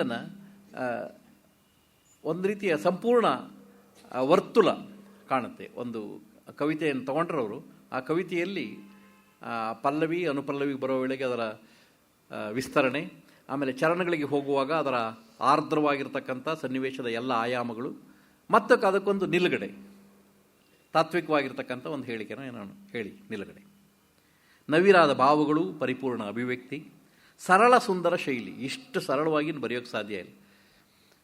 ಒಂದೊಂದು ಸರಿ ಅನಿಸುತ್ತೆ ನಮಗೆ, ಇಷ್ಟು ಸರಳವಾಗಿ ಬರೆದವರು ಶಿಲಾಲತೆಯನ್ನು, ಅದೊಂದು ಕಬ್ಬಿಣದ ಕಡಲೆ ನನ್ನ ದೃಷ್ಟಿಯಲ್ಲಿ, ಶಿಲಾಲತೆಯನ್ನು ಯಾಕೆ ಬರೆದ್ರು ಅಂತ. ಮಧ್ಯೆ ಒಂದು 8 ವರ್ಷ ಬರೆದವರೇ ಅಲ್ಲ, ಕವಿತೆಯನ್ನೇ ಬರೆದವರಲ್ಲ ನರಸಿಂಹಸ್ವಾಮಿಗಳು. ಅವರೇನು ಇದರೋ ಇಲ್ಲವೋ ಅನ್ನೋ ಹಾಗೆ ಯಾವ ಸಂಕಲನವನ್ನು ಪ್ರಕಟಿಸೋದಿಲ್ಲ. ಆದರೆ ಒಮ್ಮೆಗೇನೆ ಶಿಲಾಲತೆ ಪ್ರಕಟ ಆದಾಗ ಅಲ್ಲಿ ಮಾಡರ್ನಿಟಿ ಇತ್ತು, ಮಾಡರ್ನ್ ಪೊಯಿಟ್ರಿ ಆಗಿ ಎಲ್ಲ ಕಡೆ ವಿಜೃಂಭಿಸ್ತಾ ಇತ್ತು. ಗೋಪಾಲಕೃಷ್ಣ ಅಡಿಗರು ಮುಖ್ಯ ಪೀಠದಲ್ಲಿ ಅಧ್ವರ್ಯವಾಗಿ ಕುಳಿತುಕೊಂಡಿದ್ರು. ಅವರದೇ ಆದಂಥ ಒಂದು ಮಠ ಕೂಡ ಪ್ರಾರಂಭ ಆಗಿಬಿಟ್ಟಿತ್ತು. ಅನಂತಮೂರ್ತಿ ಅಂಥವರು ಅಡಿಗರ ಕವಿತೆಗಳನ್ನು ವ್ಯಾಖ್ಯಾನ ಮಾಡ್ತಕ್ಕಂಥದ್ದು, ಲಂಕೇಶ್ ಅಂಥವರು ವಕಾಲತನ್ನು ವಹಿಸ್ತಕ್ಕಂಥದ್ದು, ಈ ಥರದ್ದೆಲ್ಲ ಶುರುವಾಗಿತ್ತು. ಆಗ ನಾನು ಕೂಡ ನಿಮ್ಮೆಲ್ಲರಿಗಿಂತ ಚೆನ್ನಾಗಿ ಬರೀತೀನಿ ಕಣಯ್ಯ ನವ್ಯ ಕವಿತೆಯನ್ನು ಅಂಥೇಳಿ ಅವರೆಲ್ಲರಿಗೂ ಸವಾಲಿನ ರೂಪದಲ್ಲಿ ಕೊಟ್ಟಂಥವರು ಶಿಲಾಲತೆ KS ನರಸಿಂಹಸ್ವಾಮಿಯವರು. ಆದರೆ ಮೂಲತಃ ಸೂರ್ಯ ಮೂಡೋ ಹಾಗೆ, ಗಾಳಿ ಬೀಸೋ ಹಾಗೆ, ನದಿ ಹರಿಯೋ ಹಾಗೆ, ಮಗು ನಗೋ ಹಾಗೆ, ಚುಕ್ಕಿ ಮಿನುಗೋ ಹಾಗೆ ಬರೆಯೋದೇ ನರಸಿಂಹಸ್ವಾಮಿಗೆ ಆಪ್ಯಾಯಮಾನ. ಅದೇ ಒಲವು. ಆ ಒಲವನ್ನು ಕುರಿತು ಅವ್ರು ಬರೆಯೋಕ್ಕೆ ಶುರು ಮಾಡಿದ್ರೆ ನನಗೇನು ಅನಿಸುತ್ತೆ, ಒಂದು ಅಕ್ಷರನೂ ಅವ್ರು ತಿದ್ದೋದಿಲ್ಲ ಅಂತೇಳಿ. ಮೇಲಿಂದ ಕೆಳಗಡೆವರೆಗೂ ಕೂಡ ಒಂದೇ ರೀತಿಯಲ್ಲಿ ಒಂದೇ ಸಮನೆ ಬರ್ಕೊಂಡು ಹೋಗ್ತಕ್ಕಂಥದ್ದನ್ನು ನಾವು ಕಾಣ್ತೇವೆ. ಎಲ್ಲಕ್ಕಿಂತ ಹೆಚ್ಚಾಗಿ ನರಸಿಂಹಸ್ವಾಮಿಯವರ ಜನಪ್ರಿಯತೆಗೆ ಕಾರಣ ಏನು ಅಂತ ಹುಡುಕೊಂಡು ಹೋದರೆ, ಒಂದು ಒಲವು, ಎರಡನೇದು ಅದರ ಗೇಯತೆ. ಆ ಗೇಯತೆ ಎಲ್ಲಿಂದ ತಂದುಕೊಂಡ್ರು ಅಂತಂದರೆ, ಜಾನಪದೀಯ ಗೀತೆಗಳನ್ನು ಅಧ್ಯಯನ ಮಾಡಿದ ಸಲುವಾಗಿ ಅವರಿಗೆ ಪ್ರಾಪ್ತವಾದಂಥದ್ದು, ದತ್ತವಾದಂಥದ್ದು. ಆದ್ದರಿಂದ ಜಾನಪದೀಯ ಗೀತೆಗಳಲ್ಲಿ ಅಂಥ ಸಂಗೀತದ ಸ್ಪರ್ಶ ಇತ್ತು, ಅಂಥ ಸಂಗೀತದ ಅಂಶಗಳು ಇತ್ತು, ಅಂಥ ಸ್ವರಪ್ರಸ್ತಾರಗಳು ಅಲ್ಲಿದ್ದವು. ಸರಳತೆ, ಮೋಹಕತೆ ಇವು KSನವರ ಒಲುಮೆ ಗೀತೆಗಳ ಪರಿ. ಒಂದು ಕಡೆ ಸರಳತೆ, ಇನ್ನೊಂದು ಕಡೆ ಮೋಹಕತೆ. ಅದನ್ನು ನಮಗೆಲ್ಲ ಗೊತ್ತಿರೋ ಅಂಶಗಳನ್ನೇ ಅವ್ರು ಹೇಳಿದ್ರು ಅದೇನೋ ಬೇರೆ ರೀತಿಯಲ್ಲಿ ಕಟ್ಟಿಕೊಡು, ಹೊಸ ರೀತಿಯಲ್ಲಿ ಕಟ್ಟಿಕೊಡ್ತಕ್ಕಂಥ ಅವರ ನುಡಿಗಟ್ಟನ್ನು ನಾವು ಕಾಣ್ತೇವೆ. ಕಾವ್ಯಾತ್ಮಕವಾಗಿ ಹೇಳ್ತಕ್ಕಂಥ ನುಡಿಗಟ್ಟನ್ನು ನಾವು ಕಾಣ್ತೇವೆ. ಆ ಸುಕುಮಾರ ಶೈಲಿಯೇನೆ KSನವರ ಕಾವ್ಯದ ಹಿರಿಮೆ ಮತ್ತು ಗರಿಮೆ. ಮೈಸೂರು ಮಲ್ಲಿಗೆಯಲ್ಲಿ ಒಂದು ಶ್ರೇಷ್ಠ ಪದ್ಯ ಇದೆ, ನನ್ನ ದೃಷ್ಟಿನಲ್ಲಿ ಅದು ಶ್ರೇಷ್ಠ ಪದ್ಯ, ಪ್ರಶ್ನೆಗೆ ಉತ್ತರ ಅಂಥೇಳಿ. ಒಂದಿರುಳು ಕನಸಿನಲ್ಲಿ ನನ್ನವಳ ಕೇಳಿದೆನು, ಚಂದ ನಿನಗಾವುದೆಂದು, ನಮ್ಮೂರು ಹೊನ್ನೂರು ನಿಮ್ಮೂರು ನವಿಲೂರೋ, ಚಂದ ನಿನಗಾವುದೆಂದು. ಒಂದಿರುಳು ಕನಸಿನಲ್ಲಿ ನನ್ನವಳ ಕೇಳಿದೆನು, ಚಂದ ನಿನಗಾವುದೆಂದು. ಇಲ್ಲಿ ಏನಾದರೂ ಒಂದಾದರೂ ಕಠಿಣ ಶಬ್ದ ಇದೆಯಾ ನೋಡಿ. ಅತ್ಯಂತ ಸರಳ, ಸುಲಿದ ಬಾಳೆಯ ಹಣ್ಣಿನ ಹಾಗೆ, ನಮ್ಮ ನಾಗರಾಜ ಕವಿ ಹೇಳೋ ಹಾಗೆ, ಅಷ್ಟು ಸರಳ, ಅಷ್ಟು ನೇರ, ಅಷ್ಟು ಸ್ಪಷ್ಟ. ಮನಸ್ಸು ಗೋಜಲಾಗಿರೋನು ಸಂಕೀರ್ಣವಾಗಿ ಬರೀತಾನೆ ಅಷ್ಟೇ. ನನ್ನ ದೃಷ್ಟಿನಲ್ಲಿ ಮನಸ್ಸಿನಲ್ಲಿ ಸ್ಪಷ್ಟತೆ ಇಲ್ಲದೆ ಇರ್ತಕ್ಕಂಥವನು ಏನೇನೋ ಗೊಂದಲದಲ್ಲಿ ಬರೆದು ಇದನ್ನು ನವ್ಯ ಕವಿತೆ ಅಂತ ಹೇಳೋದು, ಸಂದಿಗ್ಧವಾಗಿ ಬರೀತಕ್ಕಂಥದ್ದು. ಹಾಗೂ ಆಗ್ಬೋದು, ಹೀಗೂ ಆಗ್ಬೋದು, ಅರ್ಥ ಹೇಗೂ ಹೇಳ್ಬೋದು ಅಂತೇಳಿ, ಅದೂ ಇರ್ಬೋದೇನೋ ಅಂಥೇಳಿ. ನಮ್ಮ ಸತ್ಯಜಿತ್ ರಾಯ್ ಒಂದು ಸಂದರ್ಶನದಲ್ಲಿ ಬಹಳ ಮನೋಗ್ರವಾಗಿ ಹೇಳ್ತಾರೆ, ಈ ಕೂದಲು ಸೀಳೋ ವಿಮರ್ಶಕರು ಏನು ಮಾಡ್ತಾರೆ ಅಂತಂದರೆ, ಗೋಪಿಗಾಯೆ ಬಾಗೆ ಬಾಯಿ ಅಂತ ಹೇಳಿ ಒಂದು ಚಿತ್ರ, ಅದರಲ್ಲಿ ಮುಖ್ಯ ದೃಶ್ಯ ನಡೀತಾ ಇರುವಾಗ ಹಿಂದೆ ಏನೋ ಒಂದು ಹೋದಾಗಿದೆ, ಯಾವುದೋ ಒಂದು ವಸ್ತು ಅಥವಾ ವ್ಯಕ್ತಿ ಹೀಗಿಂದ ಹೀಗೆ ಹೋಗಿದ. ಅದನ್ನು ಈ ವಿಮರ್ಶಕರು ಎಷ್ಟೊಂದು ಅದ್ಭುತವಾದಂಥ ರೀತಿಯಲ್ಲಿ ಈ ಥರದ್ದು ಒಂದು ಸಂಚರಿಸಿದೆ ಅಂಥೇಳಿ ಅದಕ್ಕೇನೋ ವ್ಯಾಖ್ಯಾನ ಹೇಳಿದಾಗ, ಹೌದಾ ನಾನು ಅದು ನೋಡಿದರೆ ಅದನ್ನು ಎಡಿಟ್ ಮಾಡ್ತಾ ಇದ್ದೆ ಅನ್ನೋ ರೀತಿಯಲ್ಲಿ ಸತ್ಯ ಈ ಥರ ಅದು ನನ್ನ ಗಮನಕ್ಕೆ ಬರಲಿಲ್ವಲ್ಲ, ಯಾಕೆ ನಾನು ಅಸಿಸ್ಟೆಂಟ್ಸ್ ಕೂಡ ಗಮನಕ್ಕೂ ಬಂದಿಲ್ವಲ್ಲ, ಅದು ನೋಡಬೇಕಾಗಿತ್ತು ನಾನು ಅದನ್ನು. ನನ್ನ ಚಿತ್ರದಲ್ಲಿ ಅಂಥದ್ದು ಇರಬಾರ್ದು, ಅದು ಆ ಥರದ್ದು ಏನಾದ್ರೂ ನಾನು ಅದನ್ನು ಉದ್ದೇಶ ಮಾಡಿರಲಿಲ್ಲ ಅಂಥೇಳಿ ಆ ರೀತಿಯಾಗಿ ಉತ್ತರ ಕೊಡ್ತಾರೆ. ಅಂದರೆ ನಾನು ಅದನ್ನು ಇಂಟೆನ್ಷನಲಿ ಅದನ್ನು ಮಾಡಿದವನಲ್ಲ ಅಂತ ಹೇಳುವ ಅಭಿಪ್ರಾಯ. ನರಸಿಂಹಸ್ವಾಮಿಯವರು ಸಂದಿಗ್ಧತೆ ಇಲ್ಲ, ಅವ್ರ ನರಸಿಂಹಸ್ವಾಮಿಯವರ ಕಾವ್ಯದಲ್ಲಿ ಸಂದಿಗ್ಧತೆ ಇಲ್ಲ, ಸ್ಪಷ್ಟತೆ, ಸರಳತೆ. ನಮ್ಮೂರು ಚಂದವೋ ನಿಮ್ಮೂರು ಚಂದವೋ ಎಂದೆನ್ನ ಕೇಳಲೇಕೆ, ನಮ್ಮೂರ ಮಂಚದಲ್ಲಿ ನಿಮ್ಮೂರ ಕನಸಿದನು ವಿಸ್ತರಿಸಿ ಕೇಳಬೇಕೆ. ಮೊದಲ 2 ಸಾಲನ್ನು ನಮ್ಮೂರು ಚಂದವೋ ನಿಮ್ಮೂರು ಚಂದವೋ ಅತ್ಯಂತ ಸರಳ. ಆದರೆ 3ನೇ ಸಾಲನ್ನು ಅದು ಕವಿನೇ, ಅವನು ಕವಿಯಾಗಿರುವಂಥದ್ದವರೇ ಬರೆಯತಕ್ಕಂಥ ಕಾವ್ಯಾತ್ಮಕವಾದ ಸಾಲು. ನಮ್ಮೂರ ಮಂಚದಲ್ಲಿ ನಿಮ್ಮೂರ ಕನಸಿದನು ವಿಸ್ತರಿಸಿ ಕೇಳಬೇಕೆ. ಇಂಥ ಸಾಮಾನ್ಯ ಸಂಗತಿಗಳು ಕೂಡ KS ಅವರ ಸಹಜ ಅಭಿವ್ಯಕ್ತಿಯಿಂದ ನಮ್ಮ ಹೃದಯಕ್ಕೆ ನಿಜಕ್ಕೂ ಮಹದಾನಂದವನ್ನು ಉಂಟು ಮಾಡ್ತದೆ ಅಂತ ಹೇಳಿ ಅಂದ್ಕೊಂಡಿದ್ದೇನೆ. ಏನು ಕಾರಣ ಅಂಥೇಳಿ ನಮಗೆ ನಾವೇ ಕೆಣಕೊಂಡು ಅದನ್ನು ಉತ್ತರ ಏನಾದರೂ ಕಂಡುಕೊಳ್ಳೋಕೆ ಹೋದರೆ, ಪ್ರತಿಯೊಬ್ಬರ ಜೀವನದಲ್ಲೂ ಇಂಥ ಒಂದಲ್ಲ ಒಂದು ರಸಮಯ ಸನ್ನಿವೇಶಗಳು ಬಂದಿರುತ್ತೆ. ಆದರೆ ನಾವು ಅದಕ್ಕೆ ಮಹತ್ವ ಕೊಟ್ಟಿರೋಲ್ಲ, ಅಥವಾ ಅದನ್ನು ನುಡಿಯುವಂಥ, ಅದನ್ನು ಚಿತ್ರಿಸುವಂತಹ, ಅದಕ್ಕೊಂದು ಅಭಿವ್ಯಕ್ತಿಯನ್ನು ಕೊಡುವಂತಹ ಶಕ್ತಿಯನ್ನು ನಾವು ಪಡ್ಕೊಂಡಿರಲ್ಲ. ಯಾತಕ್ಕೆ ಕವಿ ಅಂತಾರೆ ಅಂತಂದರೆ, ಅವನು ಅನೇಕ ಮೂಕ ಜನರ ಅಭಿಪ್ರಾಯಗಳಿಗೆ, ನೋವು ನಲಿವುಗಳಿಗೆ ನಾಲಿಗೆ ಆಗ್ತಕ್ಕಂಥವನು ಕವಿ ಅಷ್ಟೇ. ಸಾವಿರಾರು ಜನ ಅವ್ರಿಗೂ ಅಂಥದ್ದೇ ಅಭಿಪ್ರಾಯ ಬಂದಿರುತ್ತೆ, ಅವ್ರು ಯಾರೂ ಅದನ್ನು ಹೇಳಿರಲ್ಲ, ಮೌನವಾಗಿ ಅದನ್ನು ಅನುಭವಿಸಿರ್ತಾರೆ, ಸಹಿಸ್ಕೊಂಡಿರ್ತಾರೆ. ಅದಕ್ಕೆ ನಾಲಿಗೆ ಆಗ್ತಕ್ಕಂಥವನು ಕವಿ ಅನ್ನೋ ಹಾಗೆ ಇಲ್ಲಿ ನರಸಿಂಹಸ್ವಾಮಿಯವರು ಅಂಥ ಸಂಗತಿಗಳನ್ನು ಹೇಳ್ತಾರೆ. ನನಗೆ ಮತ್ತೊಂದು ಇಷ್ಟವಾದ ಪದ್ಯ, ಬಾರೆ ನನ್ನ ಶಾರದೆ, ಮದುವೆಯಾಗಿ ತಿಂಗಳಿಲ್ಲ ನೋಡಿರಣ್ಣ ಹೇಗಿದೆ, ನಾನು ಕೂಗಿದಾಗಲೆಲ್ಲ ಬರುವಳೆಲ್ಲ ಶಾರದೆ. ಇವತ್ತಿನವರಿಗೆ ಹಿಂದಿನವರಿಗೆ ಇರತಕ್ಕಂಥ ವ್ಯತ್ಯಾಸ ಈ 2 ಸಾಲಲ್ಲಿದೆ. ಇವತ್ತು ಕೂಗಿ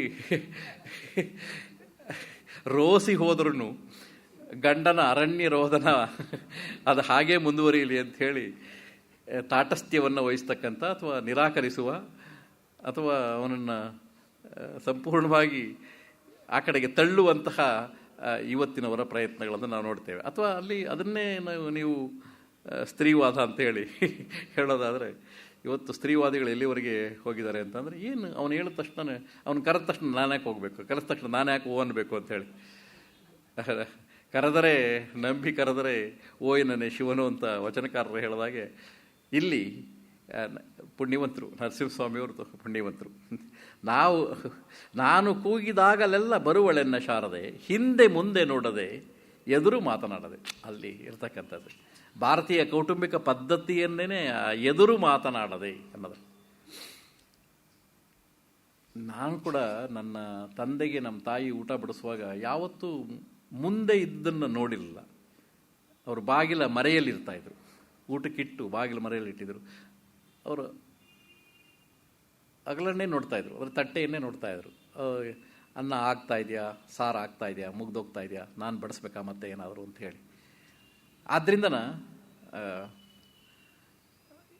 ಇವತ್ತು ಹಾಗಲ್ಲ, ಊಟಕ್ಕೆ ಬಡಿಸಿ ಕಾಲ ಮೇಲೆ ಕಾಲು ಹಾಕ್ಕೊಂಡು ಕೂತ್ಕೊಂಡು ಇತ್ಯಾದಿ ಅಂತ. ಇವತ್ತು ಬೆಳಿಗ್ಗೆ ಇಲ್ಲಿ ಬರುವಾಗ ಕೂಡ ನಾನು ನೋಡಿದೆ, ಒಬ್ಬ ಹುಡುಗಿ ಕಾರ್ ಚಲಿಸ್ತಾ ಇದ್ಲು, ಕೈಯಲ್ಲಿ ನಾನು ನನ್ನ ಕತ್ತರಿಗುಪ್ಪೆಯಿಂದ ಇಲ್ಲಿ ಬರೋಷ್ಟರಲ್ಲಿ ಆಕೆ 2 ಸಿಗರೇಟನ್ನು ಬದಲಾಯಿಸಿದ್ದನ್ನು, ಅಂದರೆ ಸೇದಿದ್ದನ್ನು ನೋಡಿದೆ. ಅದನ್ನೇ ಆಧುನಿಕತೆ ಅಂತ ಹೇಳಿ ವ್ಯಾಖ್ಯಾನ ಮಾಡೋದಾದರೆ ಅಲ್ಲ, ಅದನ್ನೇ ಆಧುನಿಕತೆ ಅನ್ನೋದಾದರೆ, ಅದನ್ನೇ ಇವತ್ತು ಸ್ತ್ರೀವಾದ ಇತ್ಯಾದಿಗಳಂಥ ಬೇರೆ ಬೇರೆ ಪದಗಳನ್ನು ಮುಖಾಂತರವಾಗಿ ವ್ಯಾಖ್ಯಾನಿಸೋದಾದರೆ, ಅದೇನು ಅಂಥ ಸ್ವಾತಂತ್ರ್ಯ ಒಳ್ಳೆಯದಲ್ಲ ಅಂತ ನನಗೆ ಅನಿಸುತ್ತೆ. ಆದರೆ ನಾನು ಅದನ್ನೆಲ್ಲ ಬದಿಗಿಟ್ಟು ಹೇಳೋದಾದರೆ, ನರಸಿಂಹಸ್ವಾಮಿ ಭಾರತೀಯ ಸಾಂಸಾರಿಕ ಚೌಕಟ್ಟನ್ನು ಎಷ್ಟು ಅನನ್ಯವಾಗಿ ಚಿತ್ರಿಸ್ತಾರೆ ಅಂತ ಹೇಳಿ. ಅವರು ಕಂಡುಕೊಂಡಂಥ ಸತ್ಯಗಳು, ಅವರು ನಂಬಿದಂತಹ ವಿಶೇಷಗಳು, ಅವರು ನಂಬಿದಂಥ ವಸ್ತುಗಳು, ಅವರು ನಂಬಿದಂಥ ವ್ಯಕ್ತಿಗಳು, ಅಷ್ಟನ್ನೇ ಮಾತ್ರ ಬರೆಯುತ್ತೆ. ತನಗೆ ಗೊತ್ತಿಲ್ಲದೆ ಇರೋದನ್ನು ಏನೂ ಬರೆಯೋದಿಲ್ಲ. ತನಗೆ ಅದು ಬಹಳ ಮುಖ್ಯವಾಗಿರ್ತಕ್ಕಂಥದ್ದು. ಗೊತ್ತಿಲ್ಲದೆ ಇರೋದನ್ನು ಏನು ಅದರ ಬಗ್ಗೆ ಹೇಳದೇ ಇರೋದೇ ಬಹಳ ಒಳ್ಳೆಯದು. ಪ್ರೀತಿ ಅದು ಪರಸ್ಪರ, ಅಲ್ಲಿ ಯಾವತ್ತೂ ದ್ವಿಮುಖ ಸಂಚಾರ ಇರಬೇಕು, ಅದು ಏಕಮುಖ ಸಂಚಾರ ಆಗಬಾರ್ದು. ಇವತ್ತು ಬಹುಶಃ ಅಂಥದ್ದಾಗಿದೆ. ಎಷ್ಟೋ ಸಾರಿ ಈ ಏಕಮುಖ ಸಂಚಾರ ಆಗಿರೋದ್ರಿಂದಲೇ ಆತ್ಮಹತ್ಯೆಗಳು, ಸೀಮೆಎಣ್ಣೆ ಸುರಿತಕ್ಕಂಥದ್ದು, ಆ್ಯಸಿಡ್ ಎರಚ್ತಕ್ಕಂಥದ್ದು, ಚೂರಿ ತೋರಿಸ್ತಕ್ಕಂಥದ್ದು ಇತ್ಯಾದಿ ಎಲ್ಲ ಯಾಕಾಗುತ್ತೆ ಅಂತ, ನೀನು ಯಾಕೆ ನನ್ನ ಲವ್ ಮಾಡೋದು, ಪ್ರೀತಿಸಿ ಅಂತ ಏನು ಯಾರಾದರೂ ಆ ಥರ ಹೇಳ್ತಾರೆ, ಒತ್ತಾಯ ಮಾಡ್ತಕ್ಕಂಥದ್ದು. ಅವನೇನು ಹಿಟ್ಲರ್, ಅವನು ಅಲ್ಲ, ಹಿಟ್ಲರ್ ರೀತಿ ಆ ಥರ ಒತ್ತಾಯ ಮಾಡಿ ನೀನು ಪ್ರೀತಿಸ್ತಾ ಇದ್ರೆ ನಾನು ನಿಮ್ಮನ್ನು ಸುಮ್ಮನೆ ಬಿಡೋದಿಲ್ಲ ಅನ್ನೋ ರೀತಿಯಲ್ಲಿ ಹೇಳೋದಕ್ಕೂ ಅದು ಪ್ರೀತಿ ತುಂಬ ಅತ್ಯಂತ ನವಿರಾದಂಥದ್ದು. ಎಷ್ಟೋ ಸರಿ ಅಲ್ಲಿ ಭಾಷೆಗಿಂತ ಕಣ್ಣುಗಳೇ ಮಾತಾಡ್ಕೊಳ್ಳುತ್ತೆ. ಅಲ್ಲಿ ಹೃದಯ ಅರ್ಥ ಆಗುತ್ತೆ. ಆ ಮುಖದಲ್ಲಿ ಅರಳತಕ್ಕಂಥ ನಗೆಯಲ್ಲಿ ಪ್ರೀತಿ ಆ ವ್ಯಕ್ತಿಯನ್ನು ಪ್ರೀತಿಸ್ತಾರ ಇಲ್ವಾ ಅಂಥೇಳಿ ಆ ಕಣ್ಣುಗಳು ಎಲ್ಲವನ್ನು ಹೇಳಿಬಿಡುತ್ತೆ. ಇವತ್ತು ಹಾಗಲ್ಲ, ಅದೆಲ್ಲ ಹೇಳಿದರೂ ಕೂಡ ಈ ಥರ ಜರ್ಬಿನಿಂದ ಪೊಗರದಸ್ತಾಗಿ ಹೇಳ್ತಕ್ಕಂಥದ್ದನ್ನು ಕಾಣ್ತೇವೆ. ಆದ್ದರಿಂದ ನಾನು ಏನು ಹೇಳ್ತಾ ಇದ್ದೀನಿ, ಸಂಸ್ಕೃತಿ ಪಲ್ಲಟ ಆಗ್ತಾ ಇದೆ ಅನ್ನೋದನ್ನು ನಾನು ಹೇಳೋದಕ್ಕೆ ಇಷ್ಟಪಟ್ಟೆ. KS ಕಾಲದಲ್ಲಿ ನವೋದಯ ಕಾಲ, ಅದನ್ನು ಮತ್ತೆ ಹೇಳೋದಾದರೆ ನವೋದಯ ಕಾಲದ ಮೌಲ್ಯಗಳು ಅಷ್ಟೊಂದು ಸುಂದರವಾಗಿದ್ವು, ಅಷ್ಟೊಂದು ಇತ್ಯಾತ್ಮಕವಾಗಿದ್ವು, ಅಷ್ಟೊಂದು ಒಪ್ಪಿತವಾಗಿದ್ವು. ಅದನ್ನು ಅನುಸರಿಸ್ತಕ್ಕಂಥ ವ್ಯಕ್ತಿಗಳು ಇದ್ದರು ಅಂಥೇಳಿ ಅದರಲ್ಲೇ ಚೆಲುವನ್ನು ಕಂಡುಕೊಂಡಿದ್ರು ಅವರು. ಅದರ ಆಚೆಗೇನೋ ಹೋಗಿ ಇವತ್ತು ಅದೇನೋ ಹೇಳ್ತಾರಲ್ಲ, ಎಲ್ಲ ಸುಖಗಳನ್ನು ಮನೆಗಳಲ್ಲೇ ಕಂಡುಕೊಳ್ಬೇಕು ಅಂಥೇಳಿ.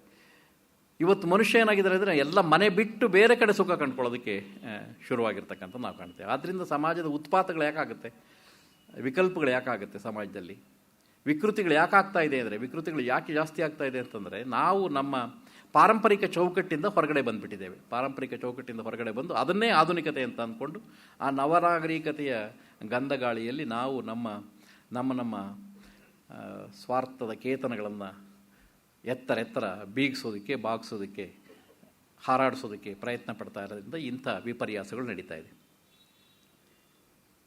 ನಾನೇನು ಹೇಳ್ತಾ ಇದ್ದೆ ಅಂದರೆ, love is A two way traffic. ಅದು ಎಮೋಷನಲ್ ಎಕ್ಸ್ಚೇಂಜ್ ಆಗಬೇಕು. ಯಾರು ಕದ್ದು ನುಡಿದರೇನು, ಧೋರಣೆ ನೋಡಿ ಎಷ್ಟು ಚೆನ್ನಾಗಿದೆ.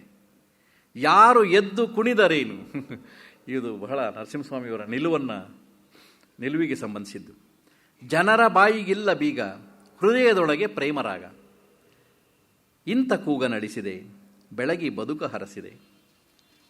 ಹಾಗಾಗಿ ಬಾರೆ ನನ್ನ ಶಾರದೆ ತುಂಬ ಚೆನ್ನಾಗಿದೆ. ತಿಂಗಳಾಯಿತೆ ಅಂತ ಇನ್ನೊಂದು ಕವಿತೆ ಇದೆ, ಅದು ಕೂಡ ತುಂಬ ಸೊಗಸಾಗಿದೆ. ಪಯಣಿಸುವ ವೇಳೆಯಲ್ಲಿ ಬಂದು ಅಡಿಗರಗಿ, ಮುಂದೆ ನಿಂದಳು ನನ್ನ ಕೈ ಹಿಡಿದ ಹುಡುಗಿ. ಚೆನ್ನಾಗಿದೆ ನೋಡಿ, ಅಲ್ಲೊಂದು ಸಂಪ್ರದಾಯ ಇದೆ.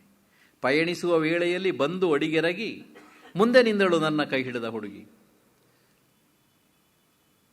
ಪ್ರೀತಿ ಪರಸ್ಪರ ಹೌದು, ಪ್ರೀತಿಯಲ್ಲಿ ಗೌರವ ಇದೆ, ಪ್ರೀತಿ ಸಮಾನತೆಯನ್ನು ಹೇಳಿದರೂ ಕೂಡ ಗಂಡನ ಬಗೆಗೆ ಹೆಂಡತಿ ಇರಿಸಿಕೊಂಡಂಥ ಉದಾತ್ತವಾಗಿರ್ತಕ್ಕಂಥ ಭಾವನೆಗಳಿದೆಯಲ್ಲ, ಆ ಭಾವನೆಗಳ ಪ್ರತೀಕ ಆಕೆ ಬಂದು ಅಡಿಗೆರಗ್ತಕ್ಕಂಥದ್ದು. ಇವತ್ತವರು ಅದು ದಾಸ್ಯದ ಸಂಕೇತ ಅಂತ ಹೇಳಿ ವ್ಯಾಖ್ಯಾನ ಮಾಡಿದ್ರೆ ಅದು ಕಷ್ಟ ಆಗ್ತಾ ಹೋಗುತ್ತೆ ಅಲ್ವಾ. ಅದರಿಂದ ಇವತ್ತಿನವರ ದೃಷ್ಟಿಕೋನಕ್ಕೂ ನರಸಿಂಹಸ್ವಾಮಿಯವರ ದೃಷ್ಟಿಕೋನಕ್ಕೂ ವ್ಯತ್ಯಾಸಗಳಿದೆ. ಇನ್ನೆಂದು ಬರುವಿರೆಂದು ನನ್ನ ಕೇಳಿದರು, ಇವನು ಸೂಚ್ಯವಾಗಿ ಹೇಳ್ತಾರೆ ನಾಯಕ, ಇನ್ನೊಂದು ತಿಂಗಳಿಗೆ ಎಂದು ಹೇಳಿದನು. ಆಗ ಕವಿ ಅವಳ ಬಣ್ಣನೆಯನ್ನು ಮಾಡಿದ್ದಾರೆ, ಹೇಗೆ ಕಂಡ್ಲು ಅವಳು ಅಂಥೇಳಿ. ಇನ್ನೊಂದು ತಿಂಗಳಿಗೆ ಬರ್ತೀನಿ ಅಂತ ಹೇಳಿದಾಗ, ವಾಪಸ್ ಬರ್ತೀನಿ ಅಂತ ಹೇಳಿದಾಗ ತುಂಬ ಚೆನ್ನಾಗಿ ಬರೀತಾರೆ. ಸಂಜೆ ಮುಗಿಲಂತೆ ಕೆನ್ನೆ ಕೆಂಪಾಗುತ್ತೆ, ತಿಳಿಬಾನ ಕಿರು ತಾರೆಯಂತೆ ಕಣ್ಣುಗಳು ಹೊಳಿತದೆ, ವಸಂತ ಪುಷ್ಪ ವನದಂತೆ ನೀಳವೇಣಿ ಕಾಣ್ತದೆ. ಇದನ್ನು ಕಂಡು ನಲ್ಲೇ ಬಿಟ್ಟು ಹೋಗಲು ಮನಸ್ಸೇ ಆಗೋದಿಲ್ಲ. ಹಿಂದಿನವರು ತುಂಬಾ ಚೆನ್ನಾಗಿರ್ತಾ ಇತ್ತು. ನಾನು ನೋಡಿದ್ದೀನಿ ನಮ್ಮೂರಲ್ಲಿ ತಂದೆ ಮಕ್ಕಳ ದೃಶ್ಯದಲ್ಲೂ ಕೂಡ ನಾನು ಅದನ್ನು ಕಂಡಿದ್ದೇನೆ. ಬರೀ ತಾಯಿ ಮತ್ತು ಮಗಳು ತವರಿಂದ ಕಳಿಸ್ಕೊಡುವಾಗ ಅಷ್ಟೇ ಅಲ್ಲ, ತಂದೆ ಅಯ್ಯೋ ನಾವೇನು ಅಂದ್ಕೊಂಡಿದ್ದೀವಿ ಒಂದು ದೃಷ್ಟಿಕೋನದಿಂದ ನೋಡ್ತೀವಿ ಅಷ್ಟೇ. ತಂದೆ ಮಗನನ್ನು ಕಳಿಸ್ಬೇಕಾದ್ರೂ ಕೂಡ ಮಗನ ಟ್ರಂಕನ್ನು ತಂದೆ ಇಟ್ಕೊಂಡು ಅವನ್ನ ಬಸ್ಗೆ ಹತ್ಸೋಕ್ಕೆ ಹೋಗ್ತಕ್ಕಂಥದ್ದು. ಇವ್ರು ಇನ್ನೂ ಊರು ಬಿಟ್ಟು ಹೋದರೆ ತಿರುಗಿ ಮತ್ತೆ ಅವನು ವಾಪಸ್ ಇಲ್ಲಿವರೆಗೂ ಬರೋದು, ಅವನು ಬಿಟ್ಟು ಬರೋಕ್ಕೆ ತಿರುಗಿ ಇನ್ನೊಂದು ಸರಿ ಹೋಗ್ತಕ್ಕಂಥದ್ದು. ನೀವು ಮುಂದಕ್ಕೆ ಹೋಗ್ತಿರೋ ಇಲ್ವೋ ಅಂತೇಳಿ, ಇಲ್ಲ ನೀವು ತಂದೆಯನ್ನು ಮಗನನ್ನು ಕಳ್ಸೋಕ್ಕೆ ತಂದೆ ಬರೋದು, ತಂದೆಯನ್ನು ಸರಿ ನೀನು ಹೋಗಪ್ಪ ಅಂಥೇಳಿ ಅವ್ರನ್ನ ಕಳ್ಸೋಕ್ಕೆ ಮಗ ತಿರುಗಿ ಹಿಂದಕ್ಕೆ ಬರ್ತಕ್ಕಂಥದ್ದು, ಇಂಥದ್ದೆಲ್ಲ ಇರ್ತದೆ. ಅಂದರೆ ಬಾಂಧವ್ಯಗಳು ಇವತ್ತು ಎಲ್ಲಿದೆ? ಈ ಥರ ಬಾಂಧವ್ಯಗಳ ಬಂಧನಗಳೇ ಇಲ್ಲ, ಬಾಂಡೇಜಸ್ಸೇ ಇಲ್ಲ. ಇವತ್ತು ಬಾಂಧವ್ಯಗಳು ಸಂಪೂರ್ಣ ಎಲ್ಲೋ ಆಧುನಿಕತೆ ಎಷ್ಟು ಮಟ್ಟಿಗೆ ನವನಾಗರಿಕತೆ ಅನ್ನೋದು ನಮ್ಮ ನಡುವೆ ಅದೃಶ್ಯದ ಪರದೆಗಳನ್ನು ಸೃಷ್ಟಿಸಿದೆ ಅಂತ ಹೇಳಿ ಅನಿಸುತ್ತೆ. ಕಬ್ಬಿಣದ ಪರದೆಗಳಾಗ್ಬಿಟ್ಟಿದೆ ಅದು, ಬರ್ತಾ ಉಕ್ಕಿನ ಪರದೆಗಳಾಗ್ತಾ ಇದೆ. ಅದು ಸಂಬಂಧಗಳೆಲ್ಲ ಹಳಸಲಾಗ್ತಾ ಇದೆ, ಸಂಬಂಧಗಳ ಬೇರುಗಳು ಕೊಳೆತು ಹೋಗಿದೆ, ಸಂಬಂಧಗಳು ಶೈಥಿಲ್ಯ ಇಡೀ ಭಾರತೀಯ ಕುಟುಂಬದನ್ನು ನಲುಗಿಸ್ತಾ ಇದೆ. ಅವಿಭಕ್ತ ಕುಟುಂಬಗಳು ಕರಗಿ ಹೋಗಿ ಅವು ನೀರಾಗಿ ಎಲ್ಲೋಯ್ತೋ ಗೊತ್ತಿಲ್ಲ. ವಿಭಕ್ತ ಕುಟುಂಬಗಳು ಹುಟ್ಟುಕೊಂಡು ಬಹುಶಃ ಅದಕ್ಕೇನೆ ವೃದ್ಧಾಶ್ರಮಗಳು ಯಾಕೆ ಜಾಸ್ತಿ ಆಗುತ್ತೆ? ವೃದ್ಧಾಶ್ರಮಗಳು ಜಾಸ್ತಿ ಆಗೋದೇ ಹಾಗೆ. ಆದ್ದರಿಂದ ಬೆಂಗಳೂರಲ್ಲಂತೂ ಅದು ದೊಡ್ಡ ಹಾವಳಿಯಾಗಿ ಹೋಗಿದೆ. ಪಾಶ್ಚಾತ್ಯ ಸಂಸ್ಕೃತಿ ಮುಂಬೈನಂತಹ, ದೆಹಲಿಯಂತಹ, ಕೋಲ್ಕತ್ತಾದಂತಹ, ಚೆನ್ನೈನಂತಹ ಪಟ್ಟಣಗಳಿಗಷ್ಟೇ ಅಲ್ಲ, ಅದು ಬೆಂಗಳೂರಿಗೂ ಅಡಿ ಇಟ್ಬಿಟ್ಟಿದೆ.